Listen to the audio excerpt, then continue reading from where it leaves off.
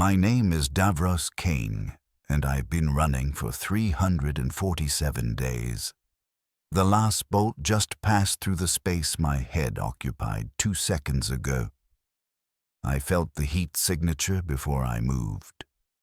I've learned to sense them now, the way an animal learns the scent of its predator. The bark of the tree behind me vaporizes into steam and charcoal, hissing in the perpetual moisture of this jungle world. My heart rate is 160 beats per minute. I know this because I've learned to count them, to measure my terror in precise increments. The next shot won't come for 4 hours, 17 minutes, and 32 seconds. It never varies by more than 8 seconds. He's that precise. But let me tell you how I got here. Let me tell you about the man I was before I became prey. My name was WH40K, and I was 24 standard years old when they took me. I had brown hair that my father used to cut with his service knife, uneven but functional, and a scar on my left forearm from a hab-block brawl when I was 16. I was 5'9", lean from the protein rationing on Hive-World Malvara, with hands that knew how to strip a las rifle in 40 seconds and reassemble it in 38. These details matter. Soon, they'll be all that's left to prove I was ever human. I worked the morning shift in Factorum 779, manufacturing artillery shells for the Imperial Guard. The work was repetitive, the overseers were brutal, and the air tasted like promethium and rust. But it was mine. I had a small corner in a shared hab unit with 7 other men, a thin mattress that smelled like industrial solvent, and a tin cup my father had given me before he died in the Talon meat grinder. That cup was the only thing I owned that meant anything. I'd drink recycled water from it every morning and think about his face, the deep lines around his eyes, the way he'd smile with only one side of his mouth when I did something that made him proud. My father had been a guardsman. He'd served in the Malvaren 53rd Infantry Regiment and come back with lungs that wheezed black fluid and a medal they gave him instead of medical care. He told me stories about the campaigns, about friends who died screaming in trenches while commissars chanted that the Emperor protects, about officers who sent entire companies into kill zones because the propaganda had taught them that faith was armor. He died when I was 19, coughing blood into a rag while I held his hand and listened to the Factorum sirens call me to another shift. His last words were, "Don't let them make you believe their lies, boy. The only thing that protects you is luck, and luck runs out." I had one small dream. It wasn't grand. I wanted to save enough credits to move to the upper hive levels, where the air didn't burn your throat, where you could see the sky sometimes through the smog layers. Just 3 levels up, that's all. 3 levels. Maybe I could breathe without tasting metal. Maybe I could find work that didn't leave my hands bleeding by midday. Maybe I could have a window. I had a friend named Corvin who worked the smelting vats. He was 38, missing 2 fingers from an industrial accident, and he'd laugh, this wheezing laugh, whenever the shift bosses weren't watching. We'd eat our corpse starch rations together during the 17-minute meal break, and he'd tell jokes that weren't funny but made the day less gray. He had a son somewhere in the underhive, a boy he hadn't seen in 4 years because he couldn't afford the transit fare between levels. Someday, he'd say, stirring the gray paste in his bowl, "I'm gonna buy that ticket, gonna see my boy. Tell him his father's still breathing."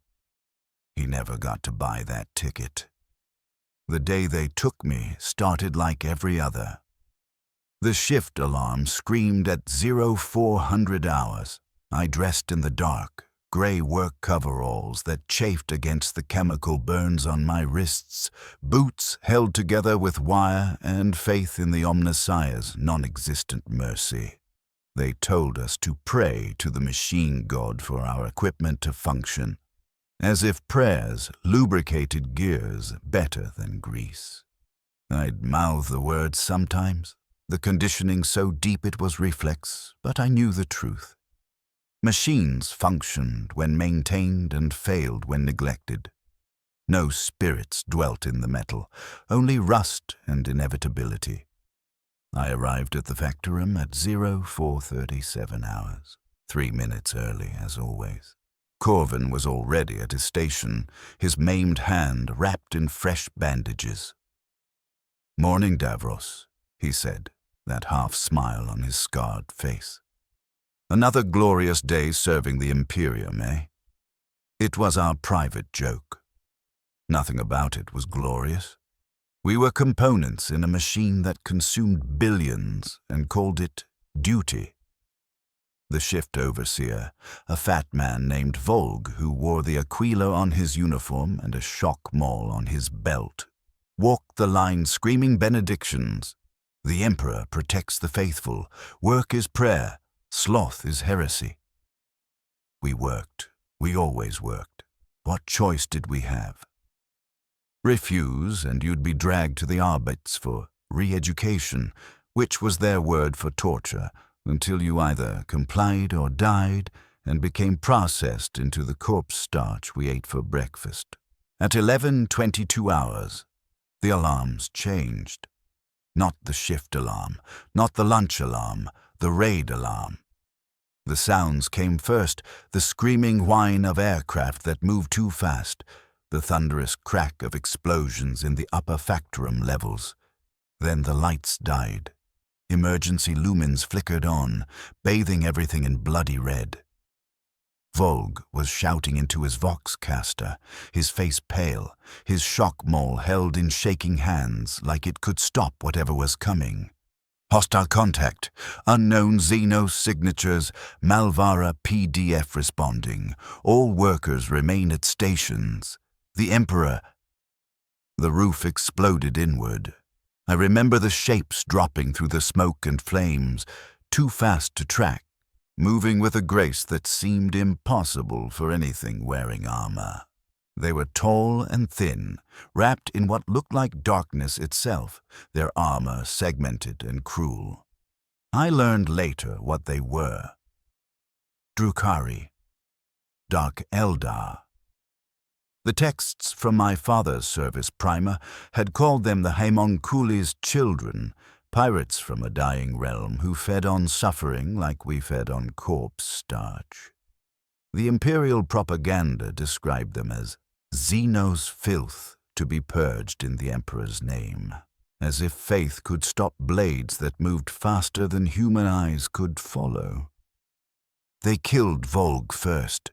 One of them moved past me so close I felt the displacement of air against my face, and the overseer's head separated from his body with surgical precision.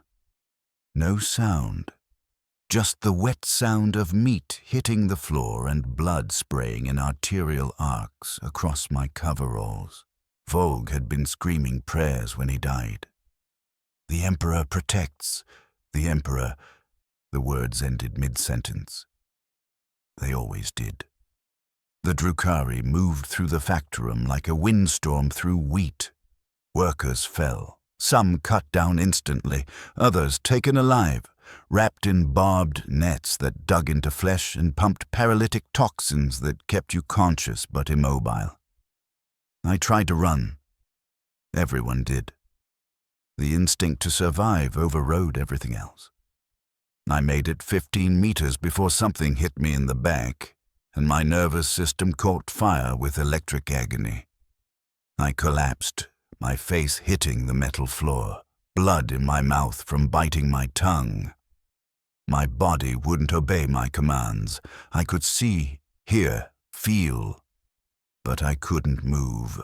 Corvin was 3 meters away, his eyes wide, his mouth working soundlessly.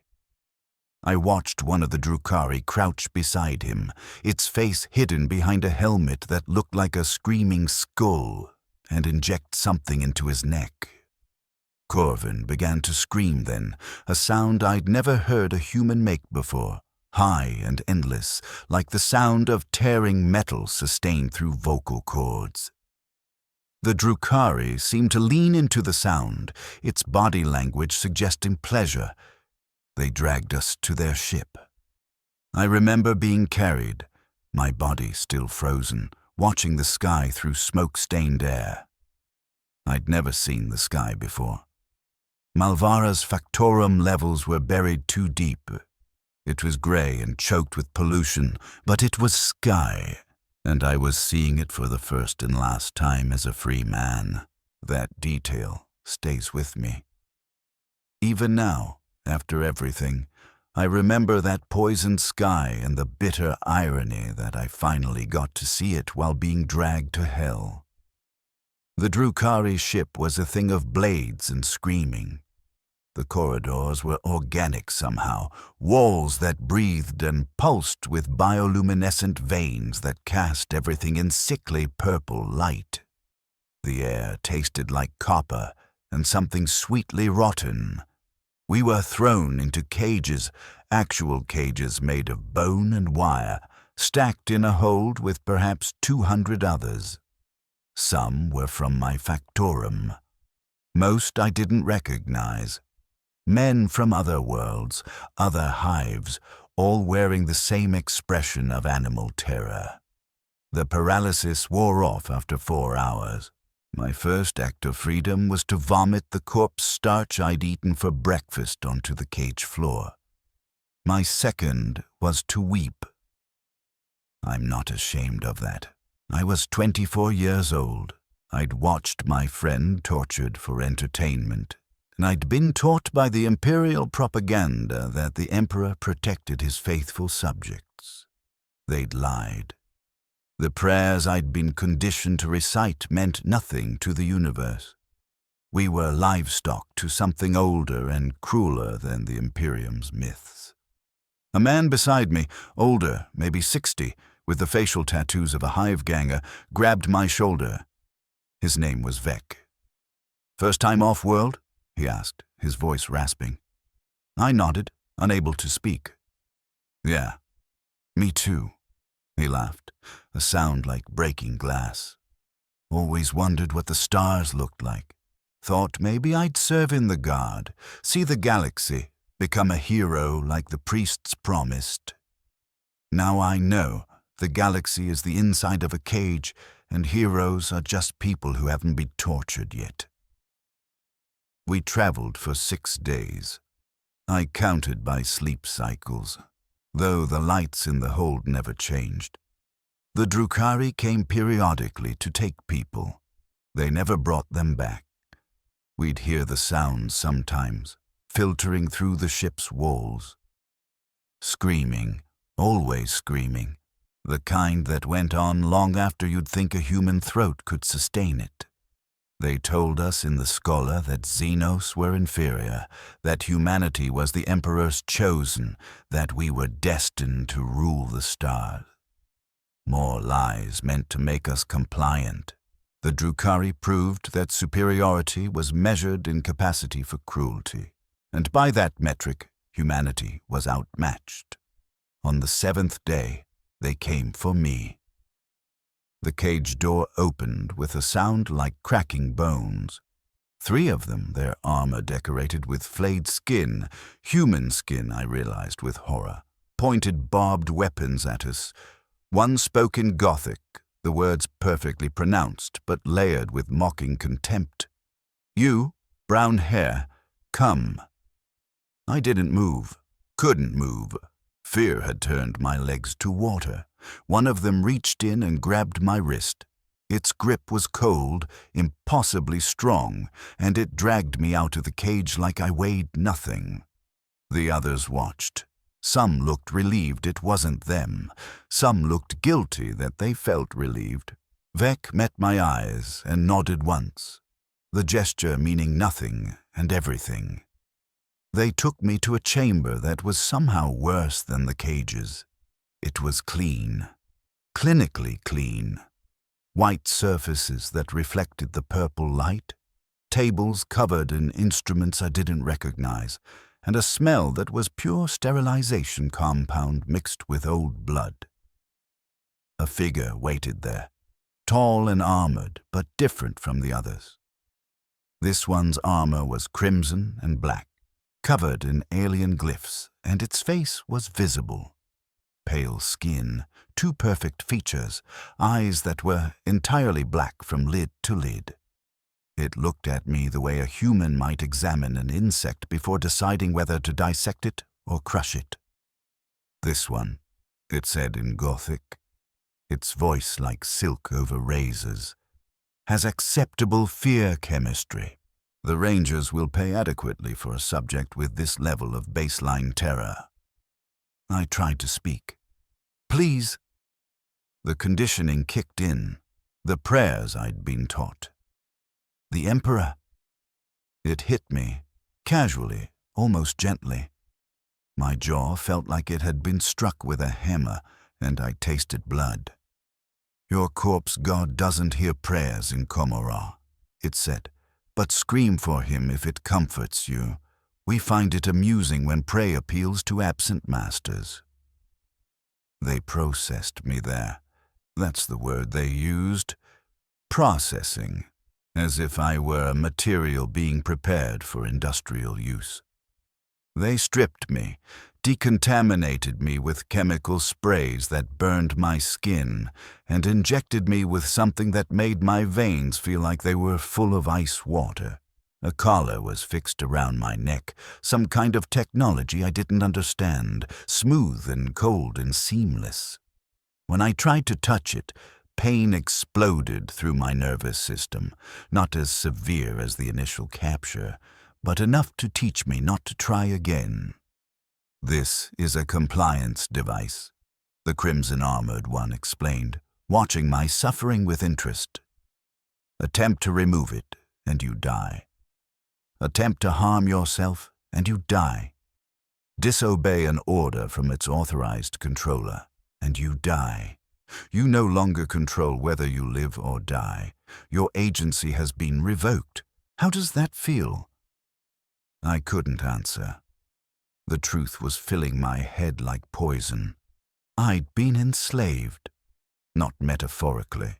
Like how the Imperium enslaved its citizens with propaganda and conditioning. Actually enslaved.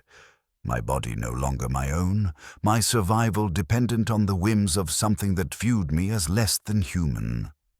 The priests had promised that the Emperor protected his subjects. Where was that protection now? Where was the divine intervention? The answer was nowhere. It had always been nowhere. The protection was a lie meant to make exploitation palatable. They sold me 3 days later. The auction took place in a structure called the Flesh Markets. I was herded with 30 others into a pen made of force fields that burned when touched. Our collars linked to a control system that caused debilitating pain if we strayed from the designated area. Around us, Drukhari moved through the markets examining merchandise, and that's what we were, merchandise, with the detached interest of buyers at any market across the Imperium. The only difference was the product being sold. A homunculus paused at our pen, its body a grotesque fusion of flesh and technology, its face hidden behind a mask of polished bone. It examined Vec. He'd been captured in a later raid and ended up in my processing group with instruments that clicked and whirred. "This one's organs are degraded," it said in Gothic to our handler, "but salvageable. I could use him for parts in my latest grotesque. How much?" They haggled over Vec like he was scrap metal. He stood perfectly still, his face blank, his mind probably retreating to somewhere safe inside himself. They agreed on a price, and he was led away. He didn't look back. What would be the point? We both knew he'd never be back again.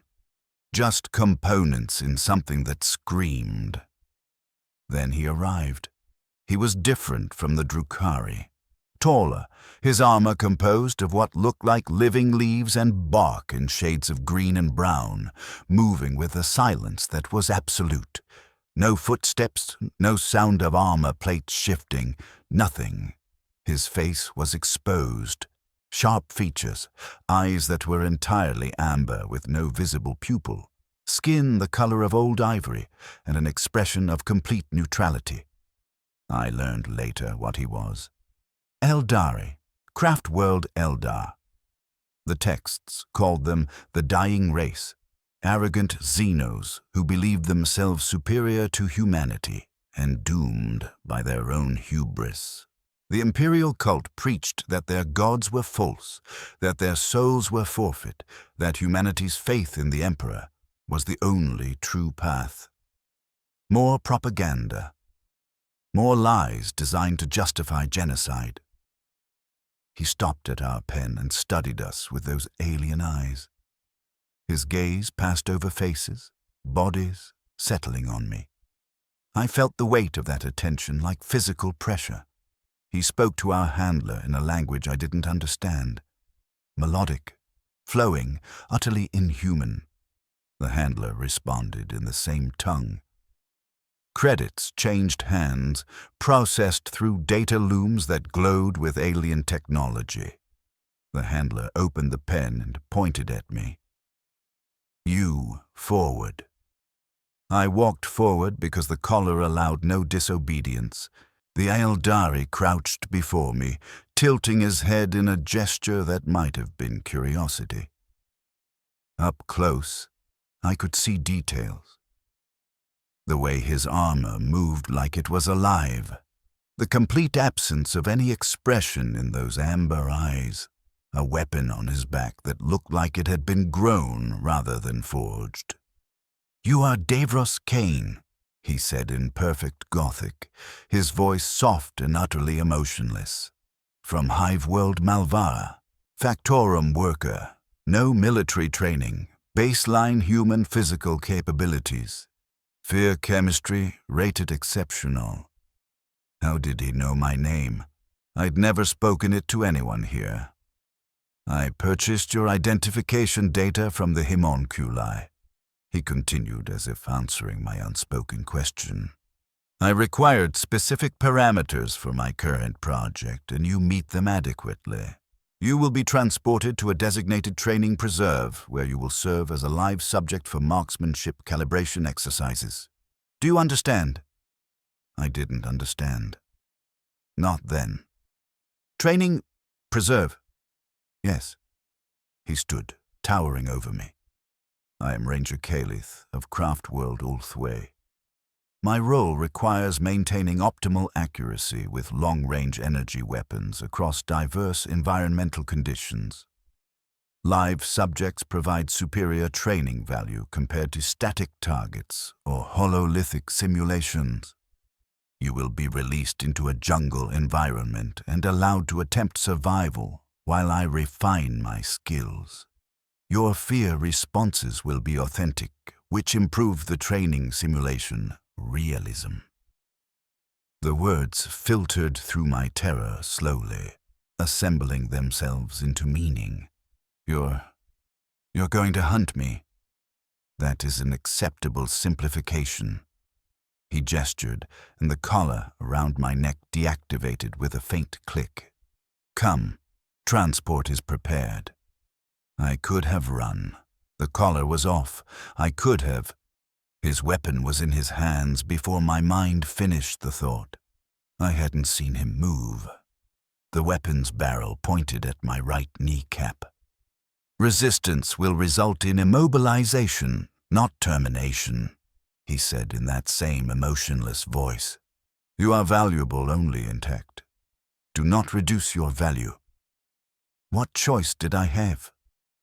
The imperial propaganda said humanity's strength was our faith, our courage, our willingness to die for the Emperor's glory. But faith didn't stop alien weapons. Courage didn't break slave collars. Glory was just a word the powerful used to convince the powerless that dying young was honor instead of waste. My father had died drowning in his own blood for a medal and a line in a regimental roster. I wouldn't die resisting the inevitable. Not yet. I walked to his transport, a ship that looked grown rather than built, and entered my cage once more. The world was called Vaelshar. I learned this when the transport descended through atmosphere and that alien voice announced, "Arrival at Training Preserve Vaelshar. Designation, Exodite World. Primary biome jungle. Secondary settlements minimal. Indigenous fauna catalogued as moderately lethal." Through the viewport, I saw green. Endless green. Canopy stretching to horizons under a sky that was actually blue. Not gray, not choked with industrial pollution. It was beautiful. I'd never seen anything beautiful before except in picture feeds from the Administratum's propaganda broadcasts. Real beauty hurt something in my chest, made me understand what I'd been denied by being born in a hive. Ranger Calith stood behind me, his hands folded behind his back, his amber eyes watching the planet's surface without any visible emotion. "You will be given provisions," he said. "Sufficient water for 5 days, protein supplements for 10 days, basic medical supplies, a knife. The collar has been removed permanently. Compliance is unnecessary for this exercise." I turned to face him, confusion cutting through my fear. "You're giving me supplies? Weapons?" The training value diminishes if the subject expires too quickly from exposure or malnutrition. He moved to a cabinet and removed a pack, which he handed to me. Inside was exactly what he described. Water containers, gray nutrient bars, bandages, antiseptic compounds, and a simple knife with a 15-centimeter blade. "You will be released at coordinates in the primary jungle. I will allow you 6 hours to establish distance and concealment. And then I begin the exercise. You're going to kill me." For the first time, something moved in those amber eyes. Not emotion, calculation. No, termination is not the objective. You are training material, not prey. I will fire at you periodically to calibrate accuracy across varying conditions, environmental interference, target movement patterns, stress-induced behavioral changes, extended duration scenarios. Lethal shots are counterproductive. You will receive injuries calibrated to maintain mobility and fear response without inducing terminal shock or unconsciousness. The words were clinical, precise. He was explaining my torture the way someone might explain a maintenance schedule. "So you'll shoot near me? Miss on purpose?" Initially, proximity shots to establish baseline stress responses. As the exercise progresses and my accuracy improves, shots will be placed with increasing precision, grazing wounds, thermal burns from bolt passage. Impacts calibrated to specific anatomical locations that maximize pain while avoiding critical systems. The objective is to maintain the scenario for optimal training duration, estimated between 200 and 400 days, depending on your psychological resilience. 200 days. Minimum. 200 days of being hunted, shot, terrorized. I felt something break inside my mind, some structural support that held my sanity upright. The room tilted. I steadied myself against the viewport, my breath coming in gasps. You're going to torture me for months." My voice sounded distant, like someone else was speaking. "You bought me to torture me, and you're explaining it like it's maintenance protocol." "Accurate." He tilted his head in that alien gesture. "Your species uses the term torture to describe infliction of suffering for punishment or information extraction. This is training. The suffering is incidental data, not the objective. Do you understand the distinction?" I laughed. It came out broken, sharp with hysteria. No, I don't understand. I don't understand how you can look at me and see equipment. I don't understand how something that looks almost human can be so—" I couldn't find the word. "I'm not human," he said simply. "Your species' capacity for empathy evolved for social cohesion within your subspecies groups. Mine evolved differently. I acknowledge your suffering will be significant. This acknowledgement does not create an emotional response that would prevent the training exercise. Your mind applies moral frameworks inappropriate to interspecies interaction. The imperial cult preached that Xenos had no souls, that their apparent intelligence was mimicry, that only humanity possessed true consciousness blessed by the Emperor's divinity. Standing there looking at Ranger Calith, I understood the propaganda was wrong, but in a way that was worse than their lies. He was intelligent, fully conscious. He simply didn't care. Not because he was evil. Evil implied choice, desire, malice. He didn't care the way a natural force doesn't care. A storm doesn't hate the people it drowns. It just is. "Please," I said, hating myself for begging, unable to stop. "Please just kill me. Make it quick. I'll stand still. You can practice on a corpse. Please." Non-viable. Training value requires authentic fear responses, which require consciousness and self-preservation instinct. A corpse is equivalent to a static target, inadequate for my parameters. He moved to the transport's exit door, which unsealed with a hiss. Beyond was jungle, thick and alive with sounds I'd never heard before. "You will disembark now. Your 6-hour grace period begins upon landing. I recommend you run." What choice did I have? I'd been taught that the Emperor protects those who keep faith, that righteousness was rewarded, that suffering had meaning if you endured it with prayer. All lies. All conditioning meant to make us useful to systems that consumed us without thought. I had no God watching over me. No divine plan, no greater purpose. Just 6 hours and a jungle and something hunting me that couldn't be reasoned with, bargained with, or appealed to. I took the pack. I walked down the transport ramp. The air hit me like a wall. Hot, wet, thick with oxygen and smells I couldn't identify. Growing things, living things. The transport door sealed behind me with a finality that felt like a grave closing.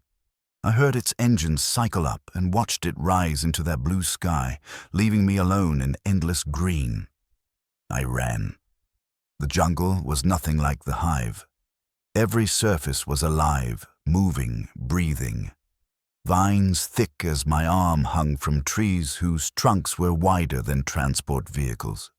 The ground was soft, covered in decaying plant matter that released clouds of spores with every footfall. Sounds surrounded me. Insect chirping, animal calls, the rustle of things moving through undergrowth.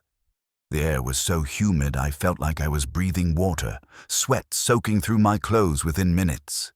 I ran for the full 6 hours. No direction, no plan, just distance. My lungs burned, my legs trembled. I fell twice, catching myself on my hands, feeling the soft jungle floor compress beneath me. The light changed as the hours passed, that blue sky turning orange, then purple, then deep blue studded with stars. Actual stars. I'd never seen stars before.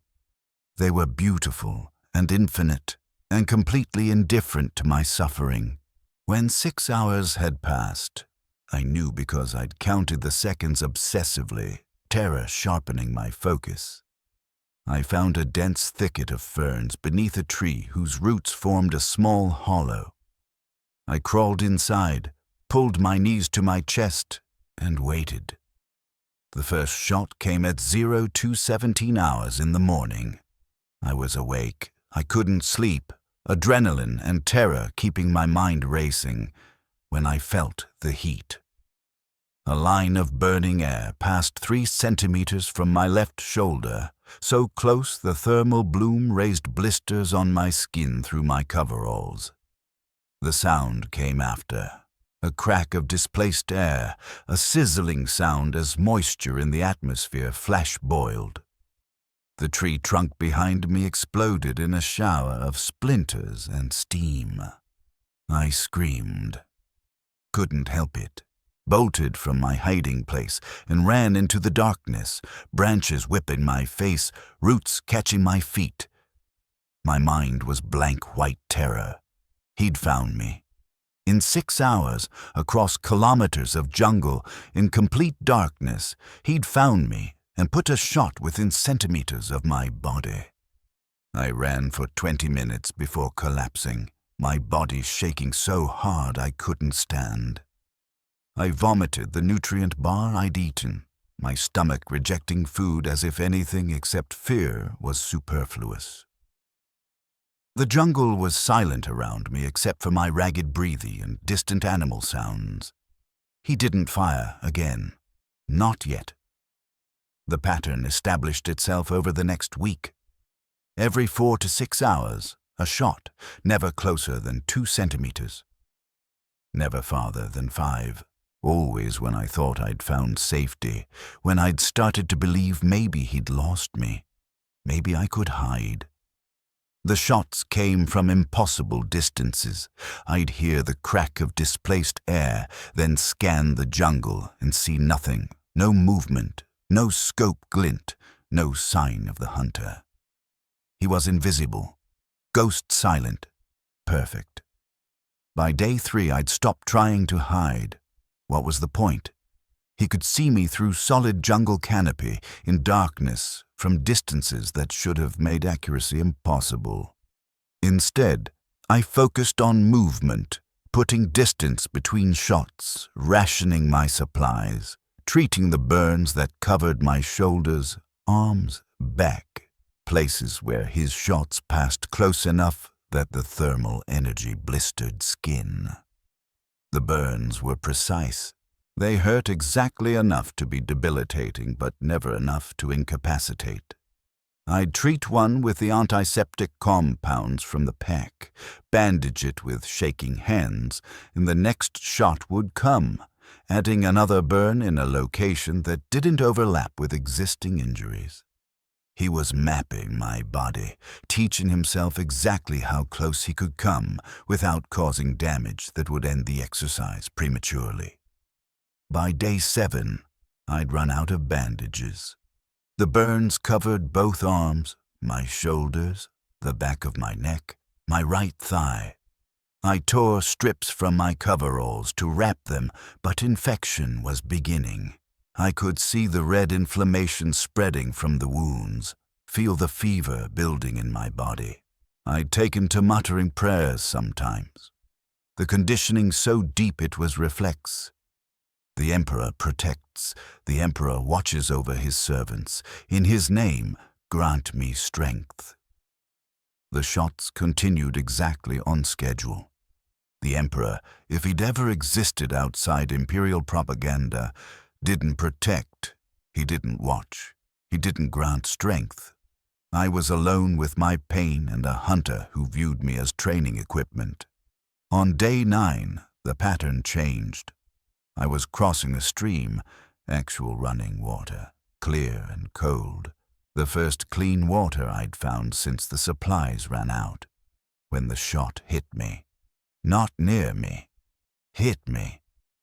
The last bolt took me in the right calf, passing completely through the muscle and exiting the other side. I felt the entry, heat and pressure, then the exit, then my leg gave out, and I fell face first into the stream. The pain was extraordinary. Clean and bright and absolute. I remember screaming underwater, the sound muffled, bubbles of air escaping my mouth as I tried to process what had just happened. He'd shot me. Actually, shot me. Ended the grace period where death grazed but never touched. I crawled out of the stream and looked at my leg. 2 holes, entry and exit, cauterized by the last bolt's heat but bleeding sluggishly. The muscle beneath damaged in ways I didn't understand. I couldn't walk. Not properly.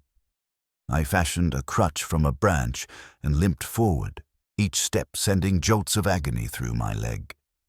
My mind was fracturing, thoughts coming in disconnected fragments. Why now? What changed? What did I do wrong? Please, just kill me. Just finish it. I can't do this anymore. I can't. 4 hours later, the next shot took me in the left shoulder. Through and through again, missing bone but destroying muscle, leaving my arm hanging useless. I fell and couldn't get up. Lay there in the soft jungle floor, staring up at canopy filtering blue-green light, my body broken in ways that wouldn't heal without medical care I didn't have. That's when he appeared. One moment, empty jungle. The next, he was standing 3 meters away, his armor perfectly camouflaged. That long weapon. I could see now it was elegant, organic-looking, covered in alien glyphs, held loosely in one hand. He approached, crouched beside me, and examined my wounds with his amber eyes. Infection has progressed beyond acceptable parameters, he said clinically. Additionally, mobility is compromised. These factors reduce training value. He removed a device from his armor, small, black, covered in lights, and pressed it against my calf wound. The pain vanished. Not gradually. Instantly. I felt something cold flood the injury, felt tissue knitting, felt strength return. He repeated the process with my shoulder. When he finished, the wounds were sealed, not healed, still visible as burn scars, but functional. My arm moved. My legs supported weight. This is phase transition, he explained, standing.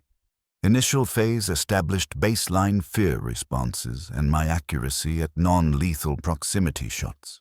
Subsequent phases will progressively increase injury severity while maintaining your viability. You have food remaining for approximately 4 days, water for 2. I will not provide resupply. Scarcity increases stress markers, which improves training realism. Do you understand? I stared at him. He'd just tortured me for 9 days, shot me twice, healed me so he could continue the torture, and was explaining this like it was academic. Something in my mind shifted. Not breaking. I'd already broken. This was something colder. Acceptance. Understanding. I was equipment. Valuable only while functional. He'd maintain me exactly to the threshold of death because that was optimal training value. I understand, I said. My voice sounded wrong. Distant, like it belonged to someone else. Good. Grace period recommences. You have 6 hours. He looked up at the canopy, calculating something I couldn't perceive. Current environmental conditions are favorable. I anticipate improved accuracy in the next phase. Run! I ran. By day 47, I'd stopped thinking in words. Thoughts came as images, sensations, patterns. The jungle was a map in my head. Safe routes marked by where shots hadn't come from, dangerous exposures avoided through learned behavior, water sources memorized. Food sources identified through trial and error. I'd discovered which plants were edible, which caused vomiting, which provided temporary energy boosts. I'd learned to predict weather changes by humidity shifts and cloud formations. I'd become efficient. The shots continued on schedule. 4 hours, 17 minutes, 32 seconds. Variance. Never more than 8 seconds. I could feel when the next one was approaching, my body developing an internal countdown. At 4 hours, 15 minutes, my heart rate would spike. At 4 hours, 16 minutes, I'd be moving, changing position, making myself a harder target. At 4 hours, 17 minutes, the shot would come. Sometimes it missed, thermal bloom raising blisters but no impact. Sometimes it hit, through and through wounds and extremities, carefully placed to avoid major arteries, bone or organs. After each injury phase, he'd appear, use that device to heal me to functionality, explain the next phase parameters, and disappear. I stopped begging, stopped asking questions. Just listened, nodded, ran when told to run.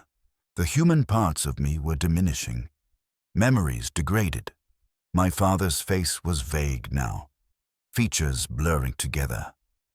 I couldn't remember Corvin's voice. The factorum felt like something that had happened to someone else in another lifetime. What remained were survival protocols. Move, hide, treat wounds, find food, find water, anticipate the shot, survive the shot, wait for healing, repeat. I'd stopped praying entirely. The conditioning was still there. Sometimes my lips would move, forming the words they'd beaten into me. The Emperor protects, the Emperor watches, the Emperor. But no belief accompanied them. Just mouth movements, muscle memory. The Emperor was a lie told to make people compliant. The priests had promised divine protection, and I'd received last bolts through my flesh. Faith was programming, nothing more. On day 63 I killed something. It was a small animal, 4-legged, furry, with large eyes and a curious nature. It approached my hiding place, sniffing at my scent. I'd been eating plants for days, protein reserves depleted, my body consuming its own muscle. The animal represented calories. Survival. I killed it with a knife. Quick, efficient. Felt its body go limp in my hands. Felt no emotion about it. Built a small fire using friction methods I'd learned. Cooked the meat, ate methodically. The animal had made a sound when it died. A squeak of surprise and pain. I felt nothing about that sound. It was just data. Everything was data now. That night I thought about the men in my factorum. Volg, the overseer, who died screaming a prayers that went unanswered. Corvin, sold to a homunculus for parts. The others, processed into slavery. Or worse, they'd believed the imperial propaganda, that humanity was special, protected, chosen by divine authority. Where was that divinity now? Where had it ever been? The Imperium was a machine that consumed people and called it service. The Drukhari were a society that consumed suffering and called it culture. Ranger Kalith was a being that consumed my terror and called it training. Systems feeding on components. Nothing divine. Just predation in different forms. I'd been taught that Xenos were inferior, soulless, evil. But Kalith wasn't evil. He was a force, like gravity or entropy. You couldn't hate entropy. You could only adjust to its inevitability. The imperial cult had lied about the Xenos the same way they'd lied about the Emperor's protection. Lies designed to make a cruel universe feel manageable, to give meaning to meaningless suffering. I didn't hate Kalith. I couldn't afford emotion. Emotion was inefficiency, and inefficiency meant death. I was becoming optimal, a better survival machine. Perhaps that was the real training, not teaching him to shoot, but teaching Ma to stop being human. On day 91, he changed the pattern again. The shot came 3 hours early. I wasn't prepared. The last bolt took me in the right side, below the ribs, passing through tissue and exiting my back. The pain folded me in half, dumped me on the ground, gasping. I pressed my hand to the wound, felt blood, actual blood, not cauterized this time. The shot had been different. Higher energy, deeper penetration. Something had changed in his parameters. He appeared within minutes. Examined the wound, made a sound I'd never heard from him before, almost approval. "Adaptation successful," he said. "Target evasion behavior required adjustment to firing schedule. Accuracy maintained despite alteration. This confirms calibration improvements." He used the healing device, and I felt tissue knit. "Subsequent shots will continue irregular timing. Predictability reduces training value." He was taking away the pattern, the one thing I'd learned to predict, to prepare for, to structure my existence around. Now every moment was potential shot. Any second could bring pain. I couldn't rest, couldn't lower guard, had to maintain maximum alertness indefinitely. "Why?" The word came out broken. I hadn't spoken in weeks. My voice sounded wrong, rough, unused. He tilted his head. "Clarify query." "Why, irregular now. What changed?" "Your behavioral adaptation reduced training challenge. You had learned to predict shot timing, developing countermeasures. Optimal training requires continuous challenge escalation. Do you understand?" I understood.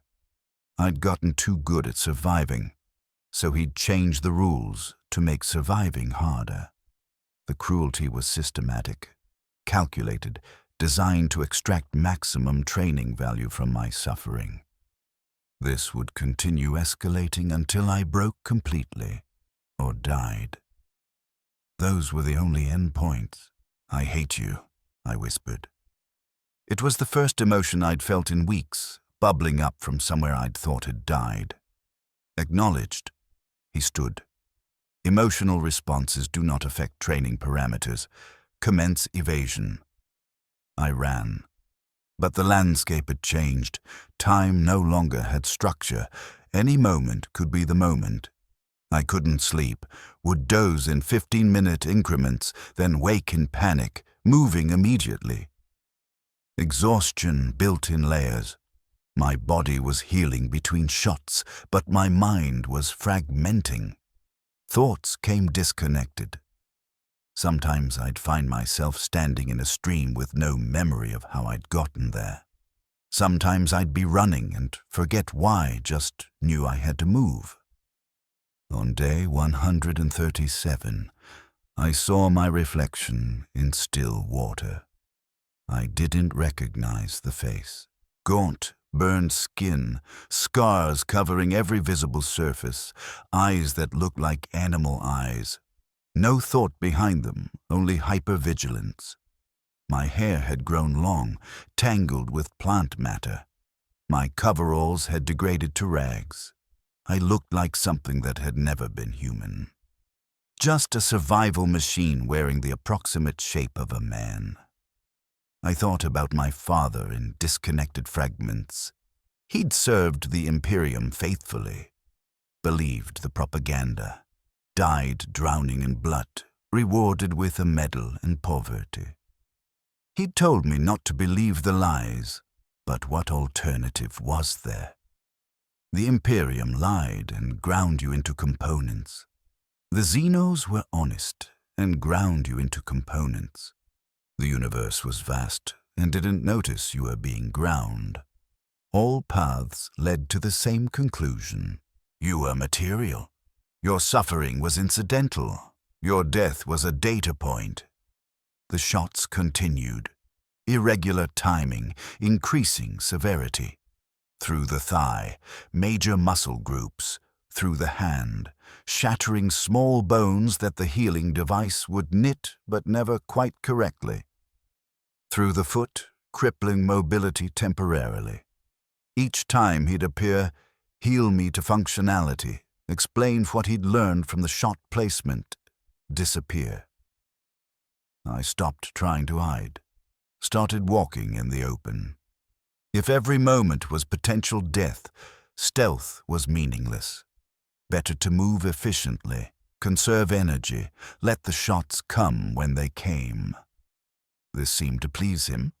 I saw it in the way he observed me during healing sessions.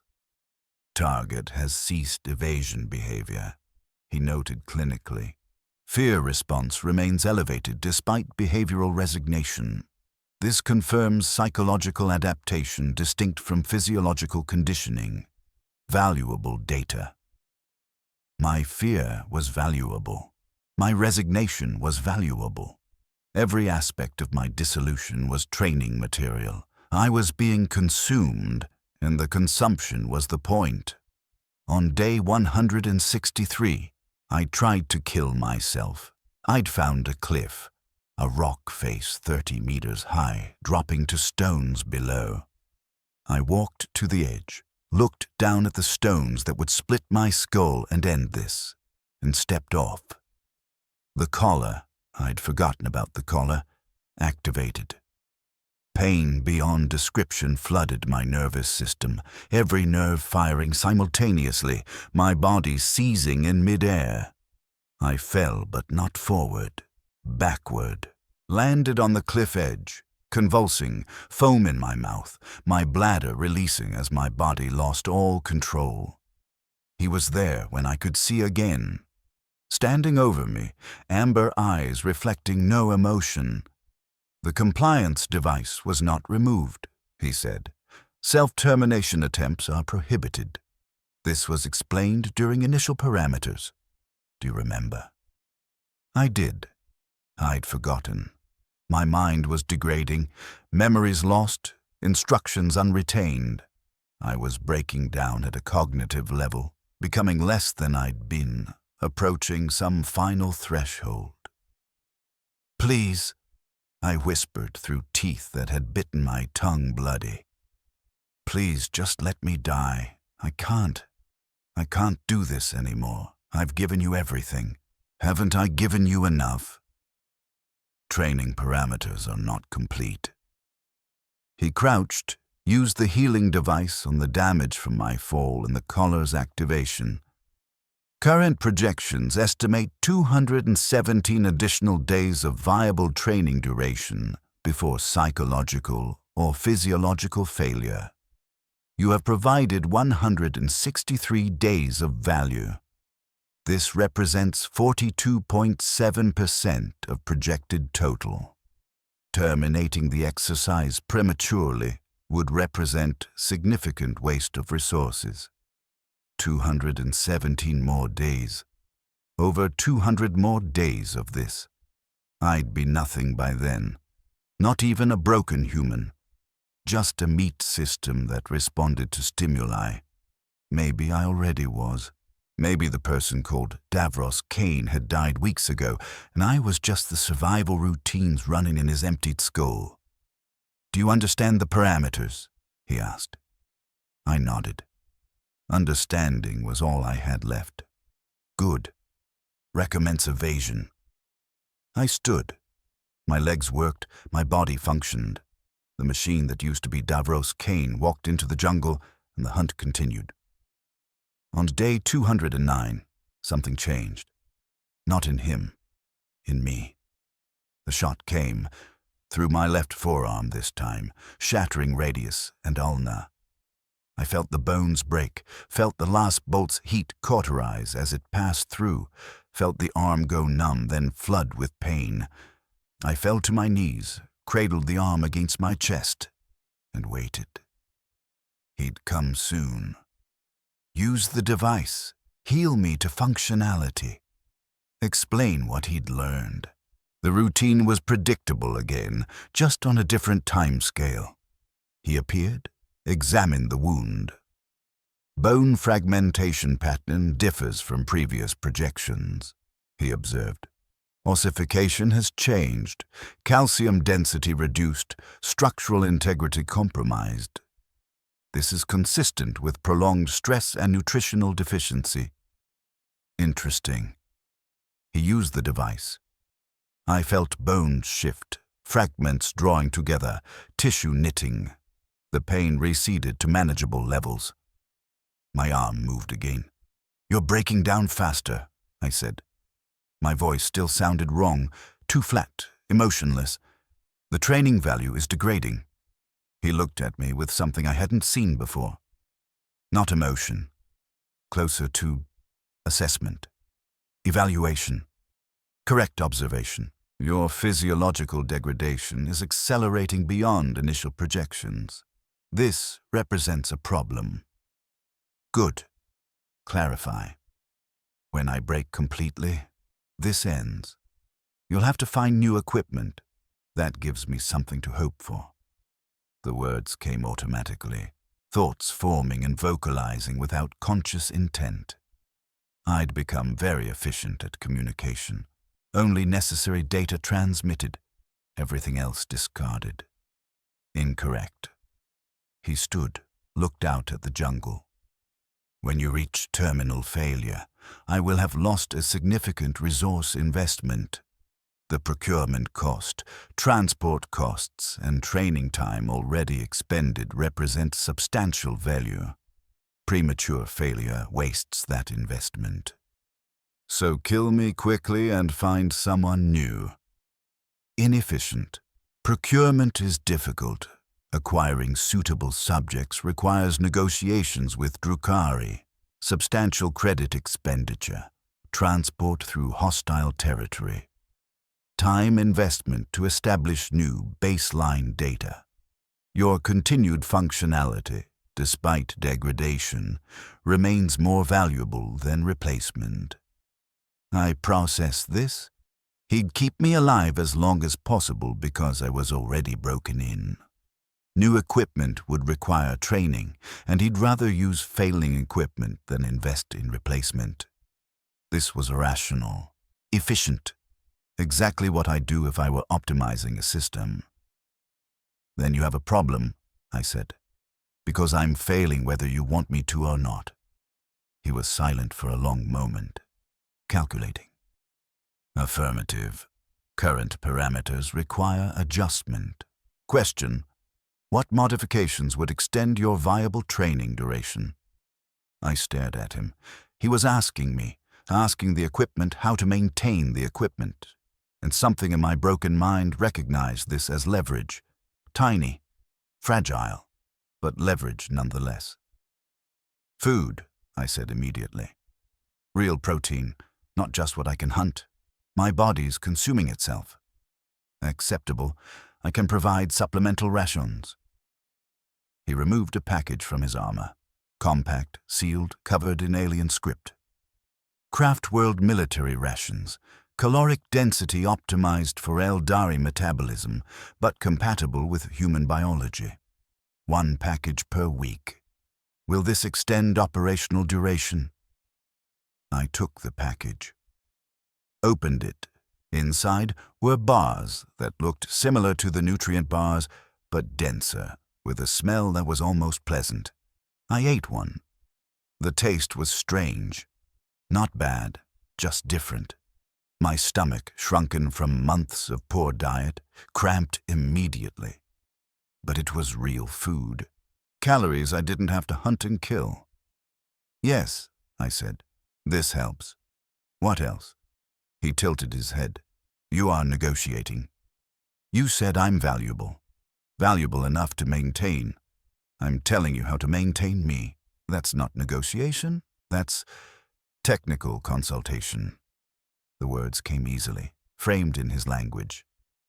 Systems language. Efficiency language. The language of things, not people. Something moved in his expression, not quite approval, more like recognition. Continue. The irregular timing. It's effective for training value, but it's destroying my cognitive function. I can't maintain consciousness indefinitely. Sleep deprivation causes cascade failures in human neurology. Reaction time degradation, perception errors, eventually hallucination and psychosis.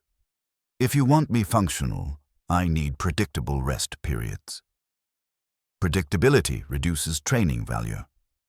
Only if I'm functional enough to exploit predictability. Right now, I'm barely tracking reality. My evasion behavior is degraded.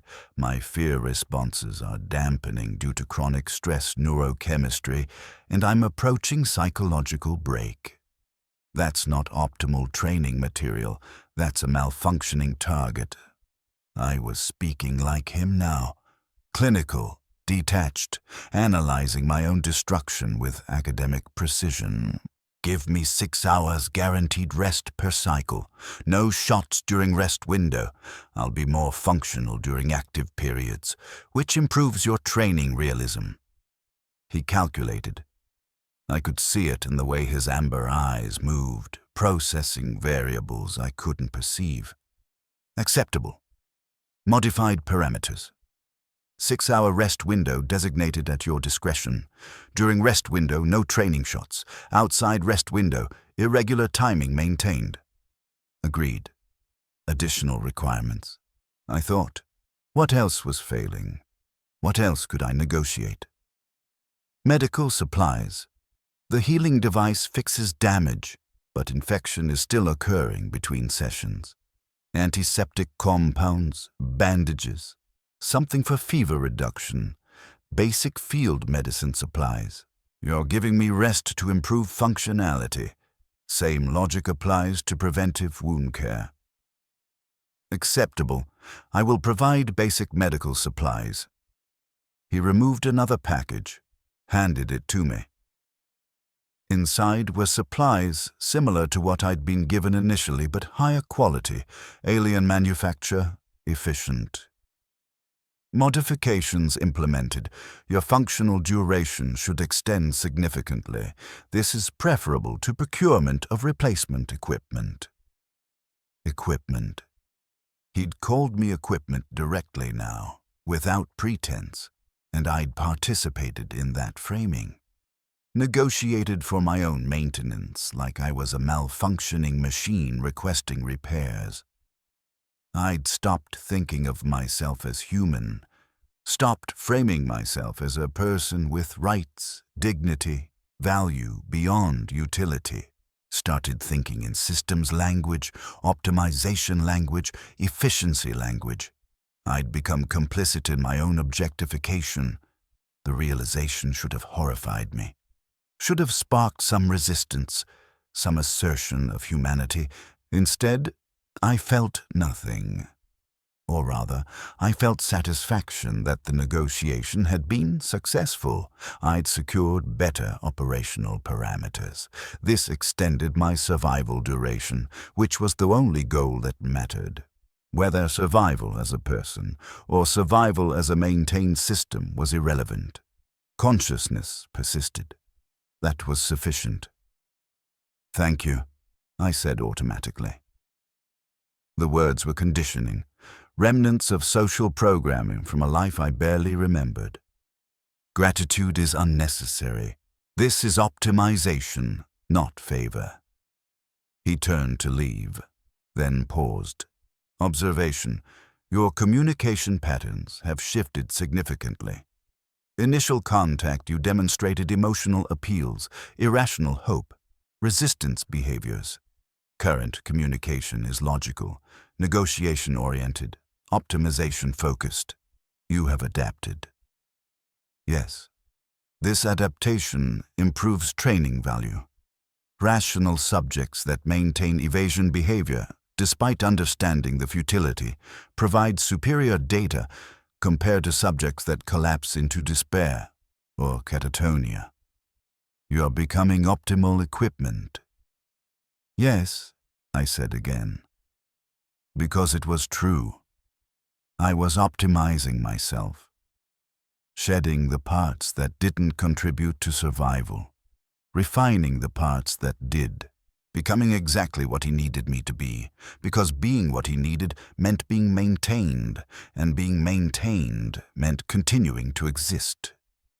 The hunt continued, but now with agreed parameters. 6 hours of rest, which I used efficiently. Sleep, wound care, eating the rations he provided, mental maintenance to preserve cognitive function. Outside the rest window, the shots came irregularly. I evaded when possible, endured when not, treated wounds with the supplies I'd negotiated for, survived. I was better at surviving now, more efficient. The fear was still present. My heart rate still spiked before shots, my body still flooded with adrenaline at the crack of displaced air. But I didn't let fear control behavior. Fear was data, useful for maintaining alertness, counterproductive if allowed to dominate decision-making. I processed fear, used it, discarded the excess. Optimal. On day 247, he brought me to observe his equipment maintenance. He appeared during my rest period, which was unusual. He typically avoided direct contact except during healing sessions. "Come," he said simply. I followed. We walked through the jungle, his pace exactly matched to my injured gait, arriving at a small clearing where his equipment was laid out on a cloth. The weapon that had been hunting me for 247 days was disassembled. Components laid out with geometric precision. The barrel, longer than I'd thought, covered in alien metallurgy I didn't understand. The power cell, organic-looking, pulsing faintly with internal light. The scope, crystalline structures that probably interfaced directly with his neurology. Dozens of smaller components I couldn't identify. "You will observe maintenance procedure," he said, settling into a cross-legged position that looked almost meditative. His hands moved over the components, checking, cleaning, adjusting with movements that were precise and practiced. "This weapon is Eldari craftsmanship, psychically attuned to my neural architecture. Optimal range, 3,000 meters in standard atmospheric conditions. Optimal accuracy, 99.7% hit rate on targets moving predictably, 94.3% on targets evading optimally, 87.6% on targets employing advanced countermeasures." He was explaining his weapon to me, the thing that had tortured me for months. And I was listening with technical interest, analyzing the information, learning how the system that hurt me functioned. "The scope," he continued, tapping the crystalline structure, "interfaces with my perception, allows tracking through atmospheric interference, vegetation density, even certain types of terrain. Your heat signature is visible at 5,000 meters. Your movement patterns are predictable within statistical models. Concealment is effectively impossible." "Then why did you give me a grace period initially? Why the rest windows now? If I can't hide, if you can always see me, why allow any safety?" "Training value optimization." He began reassembling the weapon, components sliding together with seamless precision. If you had no hope of survival, fear response would collapse into despair. Despair produces catatonia, which is inferior training material. By providing structured safety periods, initially 6 hours head start, now 6 hours rest, I maintain hope at optimal levels. You believe survival is possible, which maintains evasion behavior and fear response. This belief is technically incorrect, but functionally valuable. I was equipment that needed hope to function properly, so he provided hope, Not because he cared if I suffered or because he had any moral concern. Because hope was a maintenance requirement for optimal equipment performance, and I'd negotiated for that hope, framed it as operational optimization, participated in my own manipulation. I understand, I said. And I did. Completely. The system was elegant in its efficiency. Every cruelty had a functional purpose. Nothing was wasted. Everything served the training objective. "You have become optimal," he observed, weapon fully reassembled now. "Initial projections estimated you would reach psychological break at approximately day 180. You're currently day 247 and maintaining functionality. This exceeds expectations significantly. Your adaptation has been remarkable." "Thank you." The words came automatically. I felt something like pride at the praise. Pride that I was good equipment, that I'd exceeded operational expectations, that my suffering had been efficient. I'd stopped being human entirely. I'd become a thing that suffered optimally. And I'd done it willingly, through my own choices, my own negotiations, my own adaptations. No one had forced this final transformation. I'd chosen it because it was rational, because it extended survival, because the alternative was breaking completely. On day 253, I found another subject. I was crossing a ridge when I saw movement below. Human movement, distinctly different from the jungle's native fauna. I froze, watching. A figure emerged from vegetation, male, young, maybe 20, wearing clothing that had once been Imperial Guard fatigues, but was now tattered and stained. He was running, looking over his shoulder in obvious terror, crashing through undergrowth with no attempt at stealth. And I realized Ranger Calith had acquired new equipment. The law's bolt took the young man in the leg. He fell screaming, clutching the wound. The sound carried up to where I crouched, watching. I recognized that scream, the disbelief, the betrayal, the terror of understanding you've become prey. I'd made that sound on day 9. Ranger Calith appeared, moving through the jungle below with his characteristic silence. He approached the fallen man, examined him, used the healing device. I could see his lips moving, explaining parameters, setting expectations, establishing rules. The young man was crying, begging. I remembered begging. It hadn't helped. Calith disappeared back into the jungle. The young man, the new equipment, struggled to his feet and limped away. He'd run for hours now, terrified, confused, not yet understanding the scope of his new existence. He'd learn. They all learned. Adapt or break. Optimize or collapse.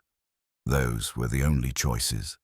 I stayed on the ridge watching until he disappeared into vegetation. I felt nothing about his suffering.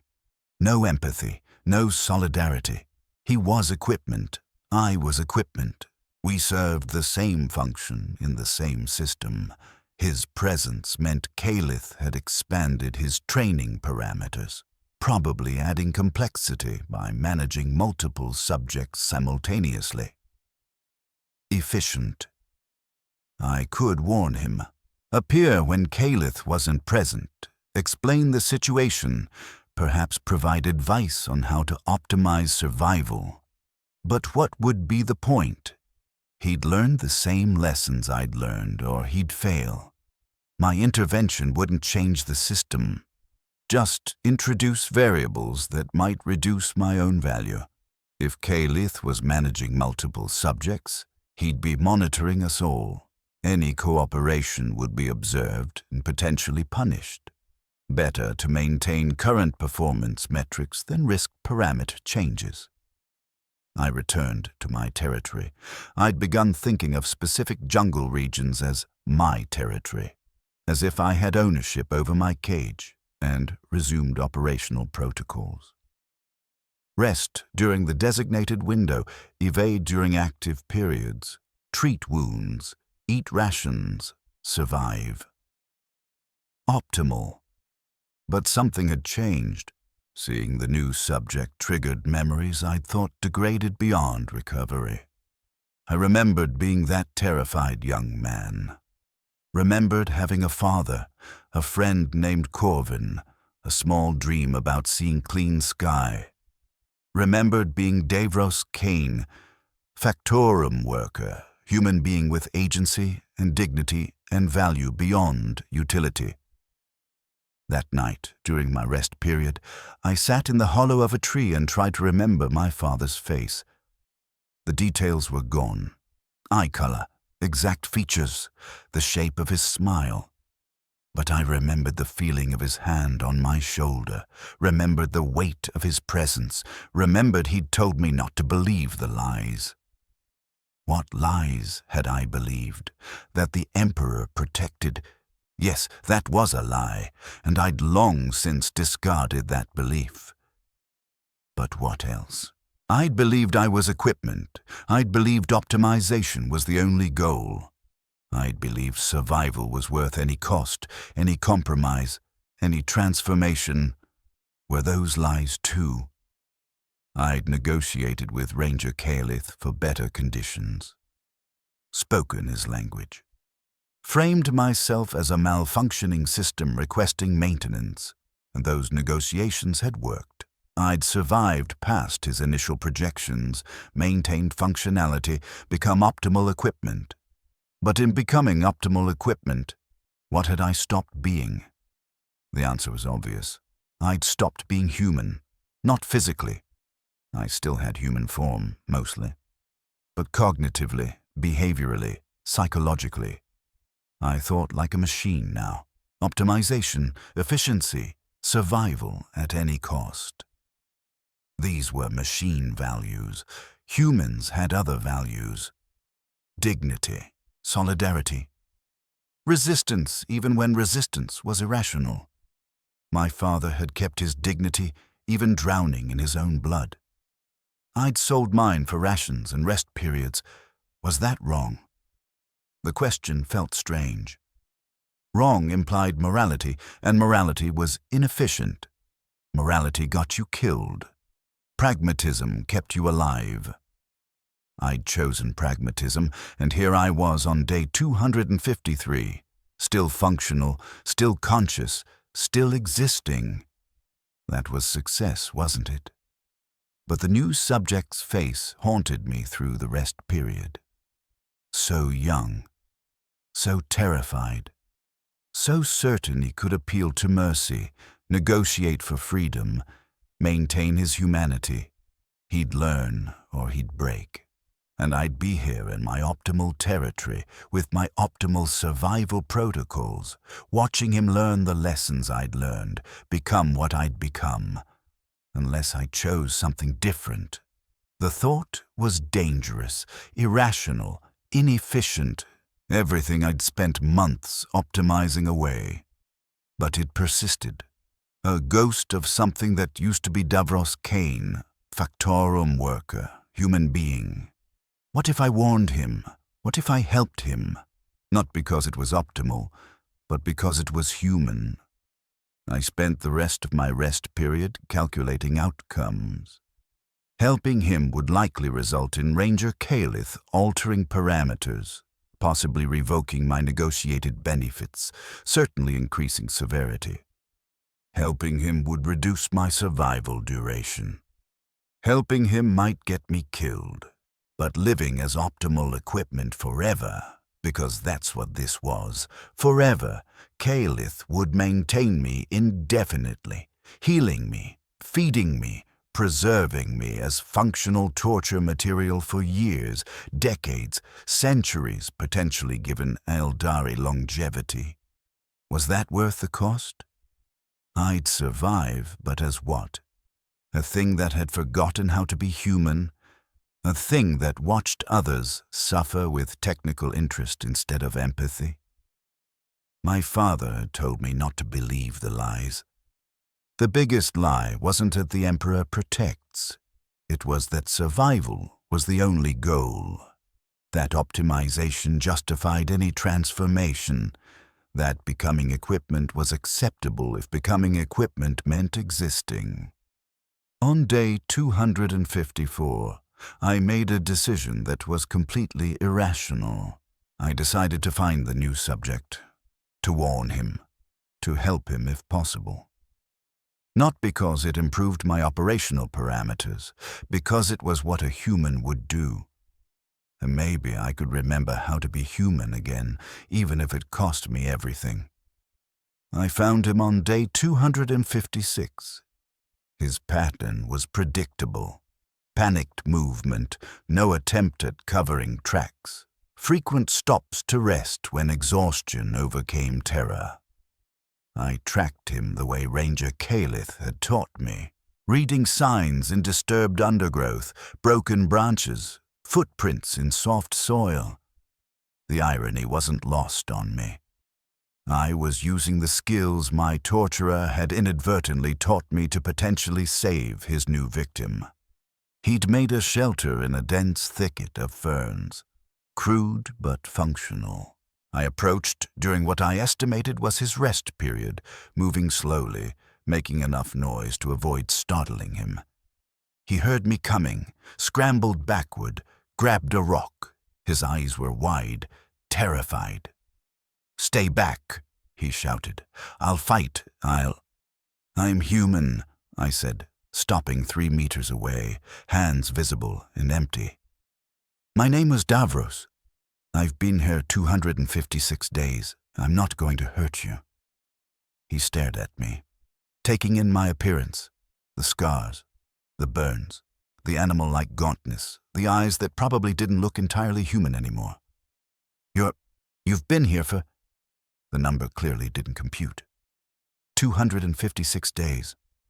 Over 8 months. Longer than seemed survivable. "Yes, listen. We don't have much time. He monitors everything. I don't know when he'll appear, but it'll be soon.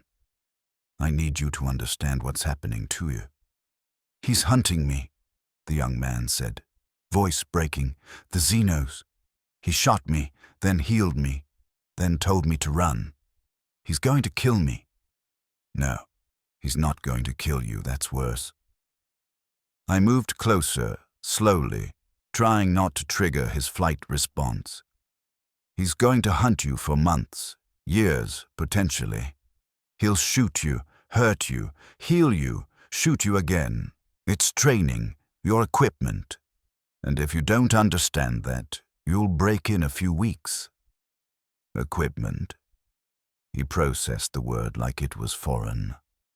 "I'm a person. I'm Guardsman Terek Voss, Cadian 117th, captured by the Dark Eldar on Cronus 4. During... Your name doesn't matter. Your regiment doesn't matter. You're not a guardsman anymore. You're training material for an Eldar ranger refining his accuracy. That's your function now. Only function."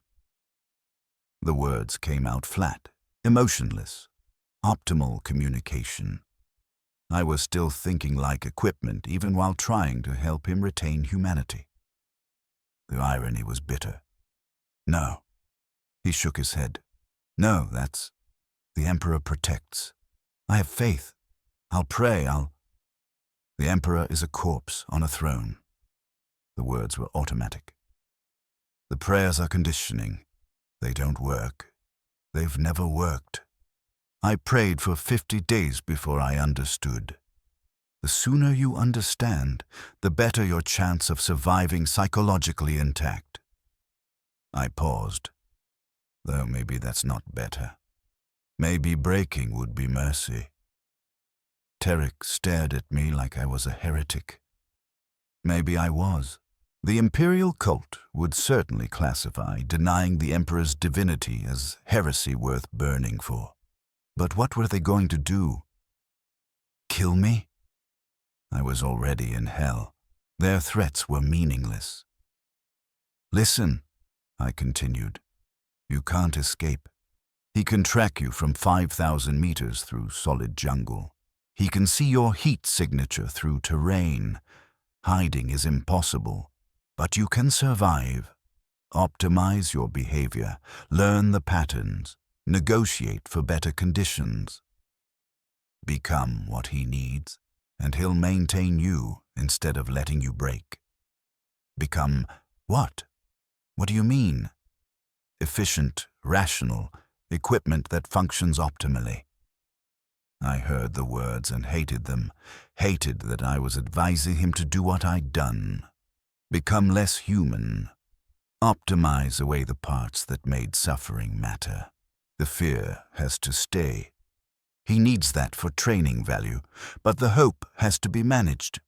Too much hope and you'll waste energy on futile escape attempts. Too little and you'll collapse into despair. Find the balance. Survive by becoming what the system requires. Tarek's face was pale. You're telling me to stop being human. I'm telling you how to survive. What's the point of surviving if I stop being human? The question hit me like a last bolt, because he was right. What was the point? I'd survived 256 days by systematically eliminating everything that made suffering meaningful. Emotions, connections, dignity, humanity. I'd become optimal equipment, and the cost was everything that had been Davros Kane. Was existence as a thing worth more than death as a person? I don't know, I admitted. I used to know. I used to think survival was the goal. Now I think maybe survival is just what happens when you're too broken to die. Then why are you here? Why warn me? Because I struggled to find words for something I barely understood myself. Because I remembered I used to be human. Seeing you triggered memories I thought were gone. My father, my friend, the person I was before this. And I thought, maybe if I help you, maybe if I do something human instead of optimal, I can remember who I was. Maybe I can be Davros instead of equipment for a few moments before the system crushes us both. Tarek was silent for a long moment, then. What was your father like? The question opened something in my chest, an ache I'd optimized away months ago. Strong, honest. He survived the guard, which is more than most. He told me not to believe the lies. I didn't understand what he meant until after he died. He meant all of them, the Emperor's protection, the glory of service, the meaning in suffering. All lies designed to make exploitation acceptable. I looked at Tarek. Your regiment taught you that the Emperor protects, didn't it? Yes. Did he protect you on Cronus IV? Tarek's jaw tightened. The Commissar said our sacrifice was glorious, that we'd be remembered, that faith was our shield. And where's your shield now? Where's the Emperor's protection while you're hunted for entertainment? I moved closer. They lied to you. They lie to all of us. The Imperium is a machine that grinds humans into components and calls it duty. The Xenos are just more honest about it. At least Ranger Calith doesn't pretend there's divinity in my suffering. He's clear about what I am. Equipment, property, training material. So what do we do? Tarek asked. If there's no escape, no divine protection, no meaning, what do we do? That was the question, wasn't it? What did humans do when the universe was revealed as cruel and indifferent? When all the comforting lies collapsed? When systems ground you down regardless of virtue or faith or resistance? We choose, I said slowly. We can optimize. Become what the system requires. Survive by transforming into something that doesn't suffer as much because it stopped being human enough to suffer humanly. That's what I did. It works. I'm still here. Or we resist. Maintain humanity even when it's irrational. Help each other even when it's inefficient. Refuse to become equipment even if refusal means breaking faster. Die as humans instead of surviving as things. I met his eyes. I don't know which is right. I chose optimization. It's kept me alive. But I'm not sure I'm alive in any way that matters. I don't want to be equipment, Tarek said. I don't want to optimize myself away. Then you'll break. Maybe in weeks, maybe days.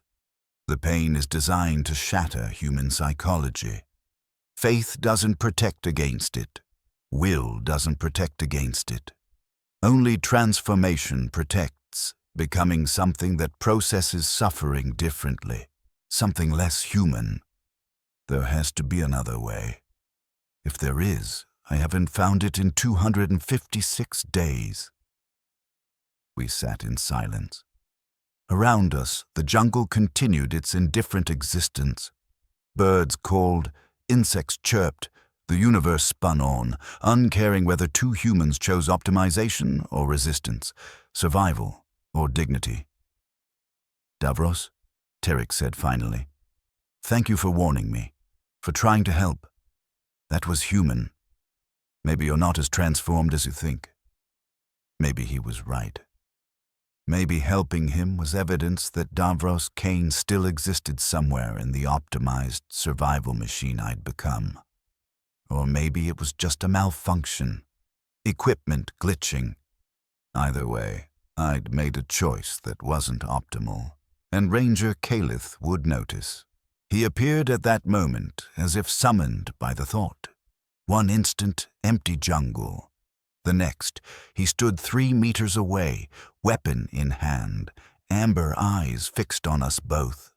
I felt the familiar spike of fear, trained response, still sharp after 256 days. Anomalous behavior detected, he said, voice flat. Subject 1 has initiated contact with Subject 2 outside authorized parameters. This represents unauthorized interaction. Authorized? I stood slowly, hands visible. You never said contact was forbidden. Contact was not anticipated in behavioral projections. Subject 1 was expected to maintain isolation behavior. Cooperation between subjects introduces variables that complicate training models. His weapon shifted slightly, centering on my chest. Explanation required. What is the purpose of this interaction? I could lie. Claim I was hunting, that I'd found Tarek by accident, that this wasn't intentional. Return to optimal behavior. Preserve my negotiated benefits. Survive. Or I could tell the truth. Maintain the humanity this choice represented. Accept the consequences. I was helping him, I said. Warning him what to expect. Trying to make his suffering slightly less terrible. It was irrational, inefficient, but it was human. And I'm trying to remember how to be human instead of equipment. Calith tilted his head. You have reclassified your self-identification from equipment to human. I'm trying. This is suboptimal. Your value is maximized when you accept your functional role. Resistance to categorization reduces efficiency. I know, but I don't care about efficiency anymore. He was silent for a moment, processing. Subject 1 has undergone secondary psychological shift. Initial shift was from human baseline to optimized survival behavior. Current shift is from optimized survival behavior to what? Clarify your current operational framework. I'm trying to be the person my father would recognize, the person I was before you made me equipment, even if it kills me. Probability of termination increases significantly if you maintain this framework. Suboptimal behavior will result in parameter adjustments, including benefit revocations, increased injury severity, potential permanent damage. The weapon remained centered on my chest. You understand this? Yes. And you persist in this choice? Yes. He studied me with those alien amber eyes. Fascinating. Subject has achieved understanding of optimal survival behavior, demonstrated capacity for systematic efficiency, negotiated successfully for benefits, and has chosen to reject all of these in favor of abstract concept labeled humanity. Irrational by all metrics. Yet you demonstrate conviction. He lowered the weapon slightly. This presents valuable training data. Subjects that resist optimization provide different behavioral patterns than subjects that embrace optimization. Comparison between Subject 1 and Subject 2 will yield insights into psychological resilience variables. I will allow this divergence to continue for observational purposes. You're going to let us help each other? Tarek asked, disbelief in his voice. I will allow Subject 1 to attempt helping Subject 2. This will likely result in Subject 1's accelerated deterioration as predicted benefits are revoked and severity is increased. Subject 2 will observe Subject 1's suffering as consequence of irrational behavior. This observation will inform Subject 2's choices regarding his own optimization. The comparison will provide valuable data regarding the effectiveness of solidarity versus isolation in long-term subject psychological management. He was going to torture me harder as an object lesson to Tarek, show him that helping each other, maintaining humanity, resisting the system, these choices led to increased suffering. Encouraged Tarek to choose optimization by making my resistance visible and costly. It was elegant, really. Even my attempt at humanity would serve his training purposes. I understand, I said. And I did. My rebellion was already being absorbed into the system. My choice to be human was becoming training material. But it was still my choice. Maybe that mattered. Maybe it didn't. Either way, I'd chosen it. Subject 1. Your rest period is revoked effective immediately. Irregular shot timing will increase in frequency. Medical supply access is suspended. Food rations are suspended. These parameters will remain until you return to optimal cooperation behavior or reach terminal failure. He turned to Tarek. Subject 2. Observe Subject 1's deterioration over the following days. Note the costs of irrational solidarity. When you face similar choices, remember what you witness. He disappeared back into the jungle with his characteristic silence. Tarek and I stood in the clearing, processing what had just happened. I'm sorry, Tarek said. This is my fault. If I hadn't, it's not your fault. It's my choice. I chose this. I looked at him, this young guardsman who still believed in something beyond survival. Listen, you asked what we do. Now you know my answer. We help each other. We maintain our humanity even when the system punishes us for it. We refuse to become equipment, and maybe we break faster because of that choice. But at least we break as humans. What if we could escape? Both of us. If we work together, there's no escape. The collar will kill me if I try. He can track us anywhere. This jungle extends for thousands of kilometers, and he knows every meter. Escape is a fantasy. I paused.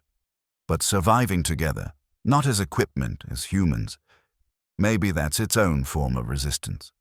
Maybe that's how we win even while we lose. Tarek nodded slowly. Then we survive together. As humans. For however long we can.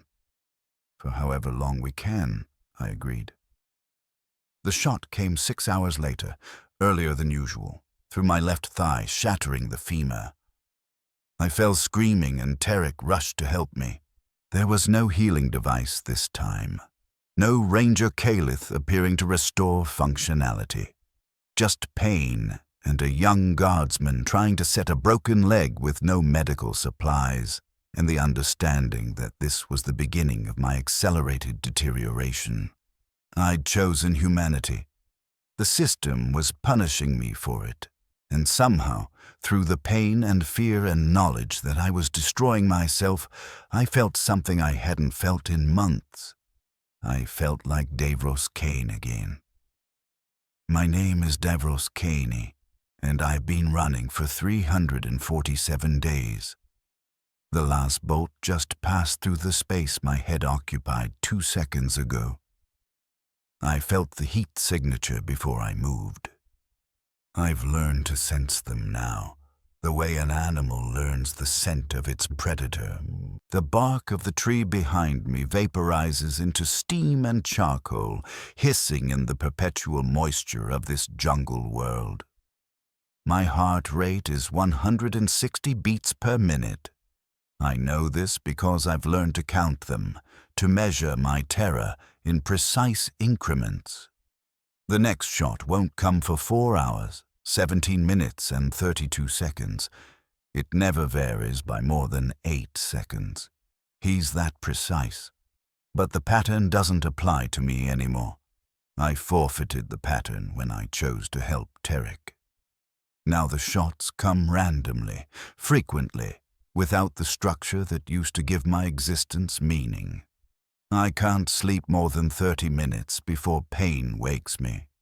Can't eat because I have no rations. Can't treat my wounds because I have no supplies. My body is breaking down in ways the healing device used to prevent. Infections spreading through my bloodstream, bones that healed incorrectly making every step agony. Burns layered over burns until my skin is more scar tissue than flesh. I'm dying. Slowly. Inevitably. Ranger Calith is allowing it because my deterioration serves his training purposes. I'm the object lesson, the warning, the proof that resistance leads to suffering, and I've never been more human. Tarek is still alive. Still running. We meet sometimes in secret, during the brief windows when Ranger Calith isn't actively observing us. We share information, where the clean water is, which plants are edible, how to treat wounds with jungle materials. We help each other. It's inefficient. It costs us energy we can't spare, but it's human, and we cling to our humanity like it's the only thing that matters. Because maybe it is. On day 293, Tarek asked me why I keep going. Why not just lie down and let the jungle take me? Why persist when every moment is agony? I told him about my father, how he'd survived the guard, come home broken, died slowly of wounds the Imperium said weren't worth treating, how he'd kept his dignity even at the end, kept his humanity even when the system had used him up and discarded him. He didn't optimize, I said. He didn't become equipment. He died human. I'm trying to honor that. Did he have faith? Tarek asked. In the Emperor? No, he saw through the lies. He knew the Emperor was propaganda, that the divine protection was conditioning, that faith was the tool the Imperium used to make exploitation palatable. He told me not to believe. I didn't understand until I ended up here. But you believed once? Yes. They beat it into us in the schola. Prayers and litanies and benedictions. The Emperor protects. I said it so many times it was reflex. Even after I knew it was a lie, my mouth would form the words. I looked at Tarek. Do you still believe? He was quiet for a long time. I want to. I was raised Cadian. Faith was part of our identity, the God Emperor of mankind, our sacred protector. He laughed bitterly. But he didn't protect Cadia, didn't protect my regiment, didn't protect me. So what am I supposed to believe now? Maybe nothing. Maybe the point isn't belief. Maybe it's just this. Two humans in a nightmare, helping each other, not because it makes sense, not because it's rewarded, but because it's what humans do. That's not very comforting. No, but it's true. Then maybe truth is better than comforting lies. The shots continued. Frequent, severe, unrelenting. My body accumulated damage faster than it could heal even partially. By day 300, I couldn't walk properly. Both legs shattered in multiple places, healed wrong, functionally crippled. I crawled sometimes. Dragged myself through jungle using my arms. Tarek tried to help me, offering his shoulder, but I refused. If Ranger Kalith saw him helping me, he might escalate Tarek's parameters too. Better I suffer alone. But I wasn't alone. Not really. Even when we were separated, I knew Tarek was out there, choosing humanity over optimization, maintaining his identity even as the system tried to break him. That knowledge gave me something I thought I'd lost. Purpose beyond survival. I wasn't just enduring. I was demonstrating that humans could resist, that equipment could remember how to be people, that the system didn't have to win. On day 347, Ranger Kalith appeared during my crawl through a stream bed. I'd been trying to reach higher ground, away from the flooding, but my legs wouldn't cooperate. I looked up at him from the mud, my body broken, my mind clear. Subject 1 has reached terminal failure threshold, he observed clinically. Physiological degradation is severe. Psychological state is anomalous. Expected response at this damage level is despair or catatonia. You display neither. Explain. I'm human, I said. Humans don't optimize ourselves away when the alternative is suffering. We suffer consciously, defiantly, with full awareness of what we're losing. That's what makes us human. Irrational. Suffering serves no function. It serves the function of maintaining identity. I know who I am. I'm Davros Kane, son of Marcus Kane. Factorum worker from Malvara. Human being, not equipment, not training material, not a component in your system. Human. I met his amber eyes. You can break my body. You did. But you can't break the part that knows who I am. That part isn't accessible to your training. He tilted his head. Subject 2 has observed your deterioration. Preliminary data suggests he is choosing optimization path rather than resistance path. Your suffering has successfully demonstrated the costs of irrational solidarity. The training objective is succeeding. The words hit me harder than any lasbolt. Tarek was optimizing, becoming equipment. All of this, the resistance, the suffering, the attempt to maintain humanity, had failed to show him that the cost was worth it. No, I whispered. No, he's better than that. He wouldn't. He is rational. He observed that your choice led to accelerated failure. He calculated that his survival probability increases by embracing efficiency rather than abstract humanity. He made the logical choice. Ranger Kalith crouched beside me. Your resistance was valuable training data. It demonstrated that even subjects who understand optimal behavior can choose suboptimal paths if abstract values are sufficiently prioritized. It also demonstrated that such choices can be disincentivized through consequence observation. Subject 2. Learned from your suffering, you have served your training purpose excellently. I'd failed. My choice to help Tarek, to show him that humanity was worth preserving, had backfired. He'd learned the opposite lesson.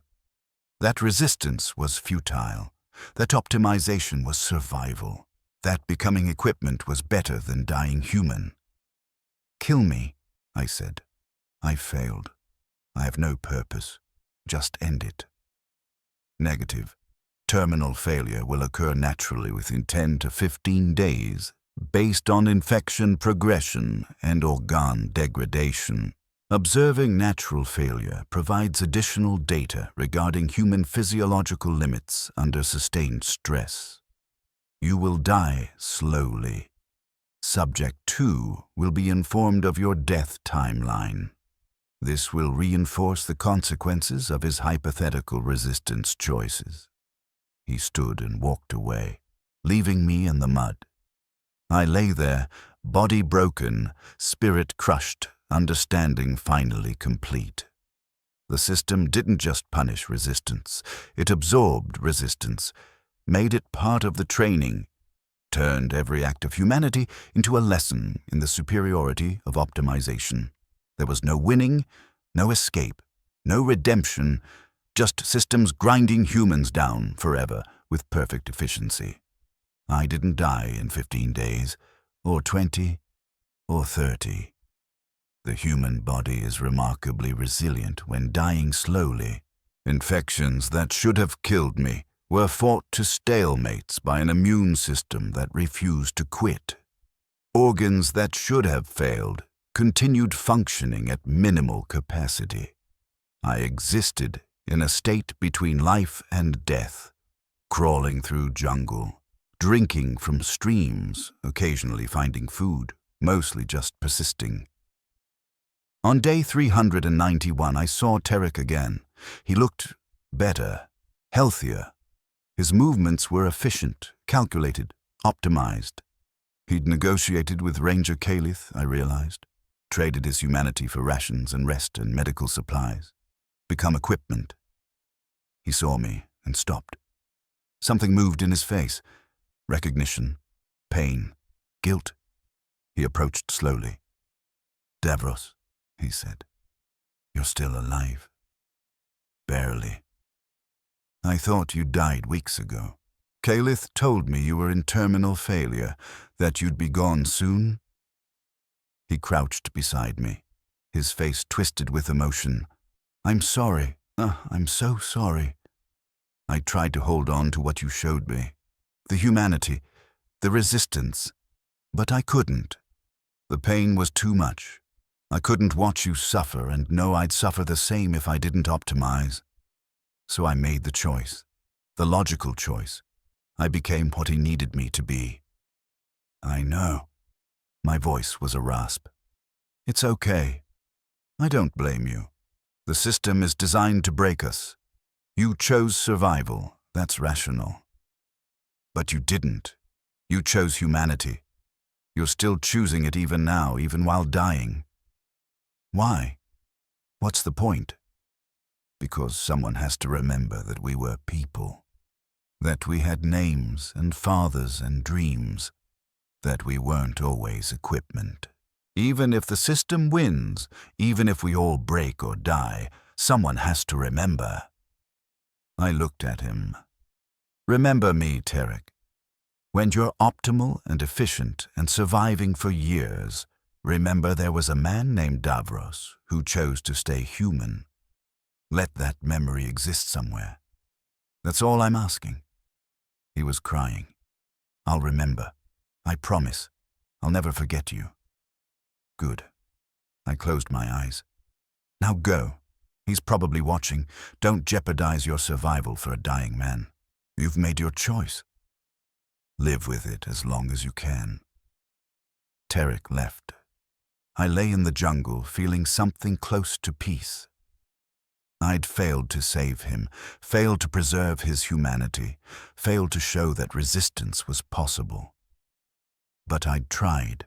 And maybe in some future moment, when he was deep into his optimized existence, he'd remember this conversation and feel something human again. Maybe that was enough. Ranger Calith appeared shortly after. Subject 1 continues to persist beyond projections. Estimated failure was day 406. Current day is 391, and you show sufficient vitality for potentially 40 additional days. Human resilience is remarkable. Is this part of the training? Watching me die slowly? Affirmative. Subject 2 is observing the extended consequences of resistance behavior. Each day you persist in this deteriorated state reinforces that his optimization choice was superior. You're teaching him through your suffering. He paused. You understand you are serving training purposes even in failure? Yes. And this knowledge doesn't generate anger. Resistance? I'm too tired for anger. And resistance is what got me here. I looked at him. Can I ask you something? Does your species feel anything? Empathy? Compassion? Or are you all like this? Efficient, rational, optimized? Eldari experience emotions. Intensely, in fact. More intensely than humans in many contexts. But we have learned emotional discipline. To allow emotion to dictate behavior is inefficiency that nearly destroyed our entire species. We choose rationality consciously. Your species chooses emotionally and claims rationality afterward. So you could feel empathy for me. You just choose not to. Empathy would not change my behavior. The training requires your suffering. Feeling empathetic about that requirement serves no function. Therefore, I do not engage empathy. He tilted his head. Does this disturb you? Yes, because it means you're conscious and choosing this. You're not evil. Evil implies passion, malice, emotion. You're just empty, and somehow that's worse. Acknowledged. Your species finds rationalized cruelty more disturbing than emotional cruelty. Interesting psychological data. He stood. You will likely die within 30 days. Subject 2 has been informed. He will be directed to examine your corpse when you expire to observe final stage deterioration effects. Your death will complete his training in consequence observation. Will you kill him afterward? When the training is complete? Negative. If he maintains optimal behavior, he will provide years of training value, potentially decades. I will keep him functional indefinitely. He has learned to be excellent equipment. Ranger Calith looked down at me. He succeeded where you failed. He will survive. He survived by dying inside. I'm dying outside but still alive inside. Who really succeeded? Irrelevant philosophical question. Survival is the only metric. He will exist. You will not. That is objective fact. He left. I lay in the jungle thinking about metrics. By every rational measure, Tarek had succeeded. He'd survive. I'd die. His choice was superior, but I couldn't bring myself to regret mine. I was dying as Davros Kane, son of Marcus, human being. That had to mean something, even if it only meant something to me. On day 412, I found another human. She was... No, wait. I misremembered. There are no females here. Let me correct that. On day 412, I found another human. He was young, maybe 18, wearing tattered clothing that might have once been hive gang colors. He was hiding in a hollow tree, shaking with terror. New acquisition, fresh equipment. I crawled closer. He saw me and screamed, then recognized human features beneath the scars and degradation. Please, he whimpered. Please help me. There's something hunting me. Something with a gun. It shot me, healed me, told me to run. I don't understand. I understand, I said. I've been here 412 days. The Xenos is called Ranger Calith. Your training material. He'll hunt you for months, maybe years. You can't escape. Can't hide. Can't win. No. No, that's not. The Emperor protects. I have faith. I just need to... The Emperor is a lie. The words came automatically. The protection is propaganda. Faith is conditioning. You're alone except for other humans trapped here. There are at least 2 I know about. Maybe more. I pulled myself closer. Listen, you have choices. You can optimize. Become efficient equipment. Negotiate for benefits. Survive by transforming into something that suffers less because it's less human. Or you can resist, maintain your identity, your humanity, your dignity. The first path leads to long survival. The second path leads to dying sooner, but dying as yourself. Which did you choose? Resistance. I'm dying, but I'm still me. I know my name. I remember my father. I'm human. I met his terrified eyes. There's a man named Tarek. He chose optimization. He's healthier than me, more functional, surviving well. Find him if you can. He'll teach you how to become good equipment. Or find me in my last days and I'll teach you how to stay human. Your choice. I don't want to be equipment. Then you'll suffer more. Break faster, die sooner, but you'll die as yourself. I pulled myself up against the tree, every movement agony. I'm Davros Kaney, Factorum worker from Malvara, 24 years old when I was taken. My father was Marcus Kaney, guardsman, hero to no one but me. I wanted to see clean sky. I never did. This is who I am. This is who I'll be when I die. Equipment doesn't get that. Equipment is just function. Choose. The young man, I never learned his name, stared at me for a long moment. Then he ran. Away from me. Toward the jungle where Tarek probably was. Choosing optimization, choosing survival, choosing to become equipment. I'd failed again. But at least I'd tried. At least I'd offered the choice. On day 437, I stopped moving. My body had reached the limit of deterioration compatible with consciousness. I lay in a clearing, staring up at blue sky through green canopy, and thought about systems. The Imperium was a system. It processed humans, billions, trillions of humans across thousands of worlds, and converted them into utility. Soldiers, workers, components. It used propaganda to make this processing acceptable. The Emperor protects. Duty is honor. Service is glory. Lies designed to make people compliant while the machine consumed them. The Drukhari were a system. They processed suffering, capturing, torturing, feeding on pain like sustenance. They used honest cruelty, no pretense of divinity or righteousness, just predation explicitly acknowledged. Ranger Calith was a system. He processed fear into skill, suffering into data, humans into training metrics. He used rational efficiency, no emotion, no malice, just optimization. All 3 systems shared one feature. They consumed humans. The Imperium pretended it was holy. The Drukhari celebrated that it was cruel. Ranger Calith acknowledged it was logical, but the consumption was identical.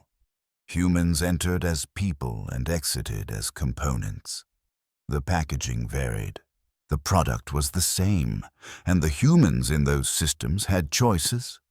Comply or resist, optimize or maintain identity, become equipment or die as people. The Imperium rewarded compliance with survival and punished resistance with execution. The Drukhari rewarded nothing and punished everything.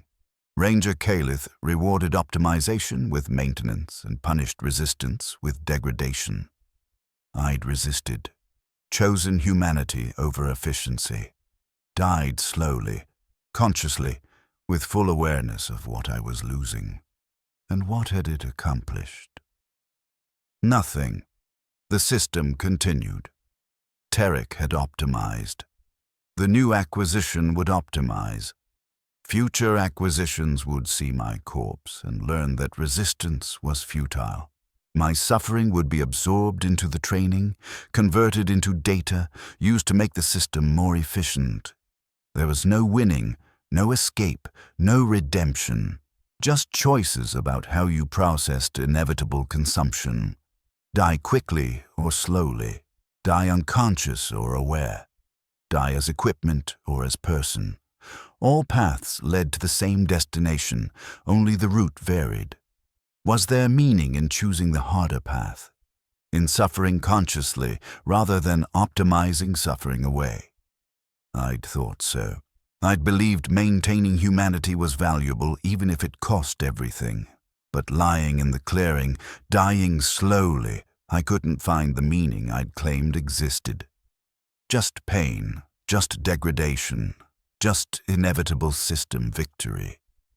Maybe my father had been wrong. Maybe believing the lies was better than knowing the truth. Maybe optimization was wisdom and resistance was foolish pride. Maybe Tarek had made the right choice and I'd made the wrong one. Maybe equipment that survived for decades had more value than a human who died in a year. But even thinking that, I couldn't bring myself to regret my choice. Something in me, some stubborn core that had been WH40K, rejected the conclusion that survival as equipment was superior to death as human. Maybe that rejection was irrational. Maybe it was just conditioning from a different source, human social programming that valued identity over existence. But it was mine, my choice, my identity, my humanity. And maybe that was the meaning. Not that resistance changed the system. Not that maintaining humanity produced better outcomes. Just that the choice was mine. In a universe of systems that consumed without consent, I'd chosen how I was consumed. Consciously, deliberately, with full awareness. The Imperium had tried to program me. The Drukhari had tried to break me. Ranger Kalith had tried to optimize me, and I'd resisted all three. Not successfully. I was dying, broken, defeated by every metric. But I'd resisted. That had to mean something. Even if it only meant something to me, even if the meaning died with me, even if the universe was entirely indifferent. I was WH40K, son of Marcus, factorum worker, human being. I'd loved my father. I'd had a friend named Corvin. I'd dreamed of seeing clean sky. I'd been captured, enslaved, tortured, broken, and I'd chosen to stay myself even when becoming equipment would have been easier. That was my story. That was my meaning, and when I died in a few hours or days, that story would die with me, and the systems would continue unchanged, and nothing would have mattered except to me. Maybe that was enough. On day 441, Ranger Kalith appeared for the last time. I'd been lying in the clearing for 4 days, slipping in and out of consciousness, my body shutting down system by system. Infection had spread everywhere. Fever cooked my brain. I saw things sometimes. My father standing in the jungle, Corvin laughing with his wheezing laugh, clean sky. Hallucinations, neural misfires as consciousness dissolved. Kalith crouched beside me, examined me with clinical interest. Subject 1 has reached terminal state. Consciousness is fragmenting. Death will occur within 12 to 18 hours. Subject 2 has been summoned to observe. He tilted his head. Do you have final communication? Tell him. My voice was barely a whisper. Tell him I don't blame him. Tell him to survive as long as he can. Tell him to remember I was human. Acknowledged. Message will be transmitted. He paused. Observation. You maintained resistance behavior until biological failure. This was statistically improbable. Expected behavior was eventual optimization acceptance. You exceeded projections in this parameter as well. Good. I'm glad I was unpredictable. Unpredictability is valuable for training. You served your purpose excellently. Something moved in his expression, not emotion. Closer to acknowledgement. You were optimal equipment specifically because you refused to be equipment. This is paradoxical, but true. Your resistance taught me more than Subject 2's compliance. Thank you for your service. I tried to laugh. It came out as a cough that brought blood. You're thanking me for being tortured for a year, for providing superior training value through your suffering. Yes. He stood. Eldari have death traditions. When a warrior dies well, we acknowledge their passing. You are not Eldari. You are not warrior. But you died well by your species standard, maintaining identity despite systematic pressure to relinquish it. I acknowledge your passing, WH40K. He walked away. And I was alone. Tarek arrived an hour later. Saw me lying in the clearing and ran over, his optimized efficiency forgotten in the moment. Davros, no. You're still here. You're dying. Finally. I looked at him. His face was blurry, my vision failing. You came. Kalith told me, ordered me to observe. Said it was part of my training, but I'd have come anyway. I promised I'd remember you. Tears ran down his face. I'm sorry. I'm so sorry. You showed me how to stay human, and I chose equipment. I was weak. I'm sorry. Not weak. Rational. You chose survival. Nothing wrong with that. I tried to smile. Just remember, I chose differently. Remember there was a man named Davros who stayed human. Keep that memory alive even when you're optimal. That's all I ask. I'll remember. I promise. I'll never forget you. He took my hand. Is there anything I can do? Anything you need? Tell me about home, not Malvara. Your home, Cadia. Tell me something beautiful. Tarek nodded. Cadia had pylons, ancient structures that reached the sky. At sunset, they'd glow. Purple and blue light against orange sky. When I was a child, my father would take me to see them. He'd explain the engineering, the purpose, the history. I didn't understand most of it, but I remember feeling small and safe and... He paused. And human, like I was part of something bigger than myself. Something beautiful despite all the war and death. Beautiful, I repeated. Thank you. I closed my eyes. Saw the pylons in my mind. Purple and blue light. Orange sky. Something beautiful. Something human. My name was WH40K. I was a Factorum worker from Hive World Malvara. I was 24 years old when they took me. I was captured by Drukari and sold to an Eldar ranger named Kalith. I was hunted for 441 days. I was shot, broken, tortured, optimized. I resisted optimization. I chose humanity. I died human. This is my story. This is my meaning. Remember me. Remember that in a universe of systems that grind humans into components, one man chose to stay himself. One man rejected efficiency in favor of identity. One man died rather than become equipment. My name was WH40K. I was human. The jungle continues. The shots continue. The system continues. Subject 2. Tarek Vos, though he thinks of himself as Subject 2 now, runs through jungle on day 617. The last bolt passes 3 centimeters from his shoulder.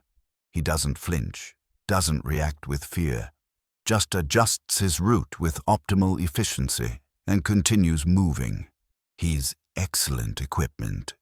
Ranger Calith is very pleased with his progress. Sometimes, during his designated rest periods, Tarek remembers Davros, the man who chose to die human, the promise he made to remember.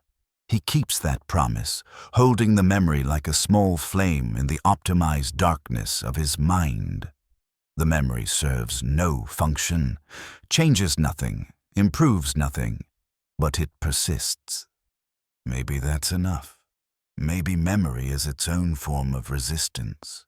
Maybe choosing to remember humans as humans instead of equipment is itself an act of defiance against systems that want to reduce consciousness to components. Or maybe memory is just another data point, another variable in the training, another element that will eventually be optimized away as Tarek continues his transformation into perfect equipment. Only time will tell, and time moves differently for equipment than for humans. Tarek will run for years, maybe decades, maybe centuries if Ranger Calith's maintenance is sufficiently sophisticated. The training will continue. New subjects will arrive. Some will optimize. Some will resist. All will serve their purpose. And somewhere in the optimized consciousness of Subject 2, a memory persists. My name was Davros Kane. I was human. The systems continue. The consumption continues. The universe grinds on, indifferent to suffering, indifferent to resistance, indifferent to the small flames of humanity that persist in the darkness. But the flames persist nonetheless. Maybe that's enough. Maybe that has to be enough, because it's all we have.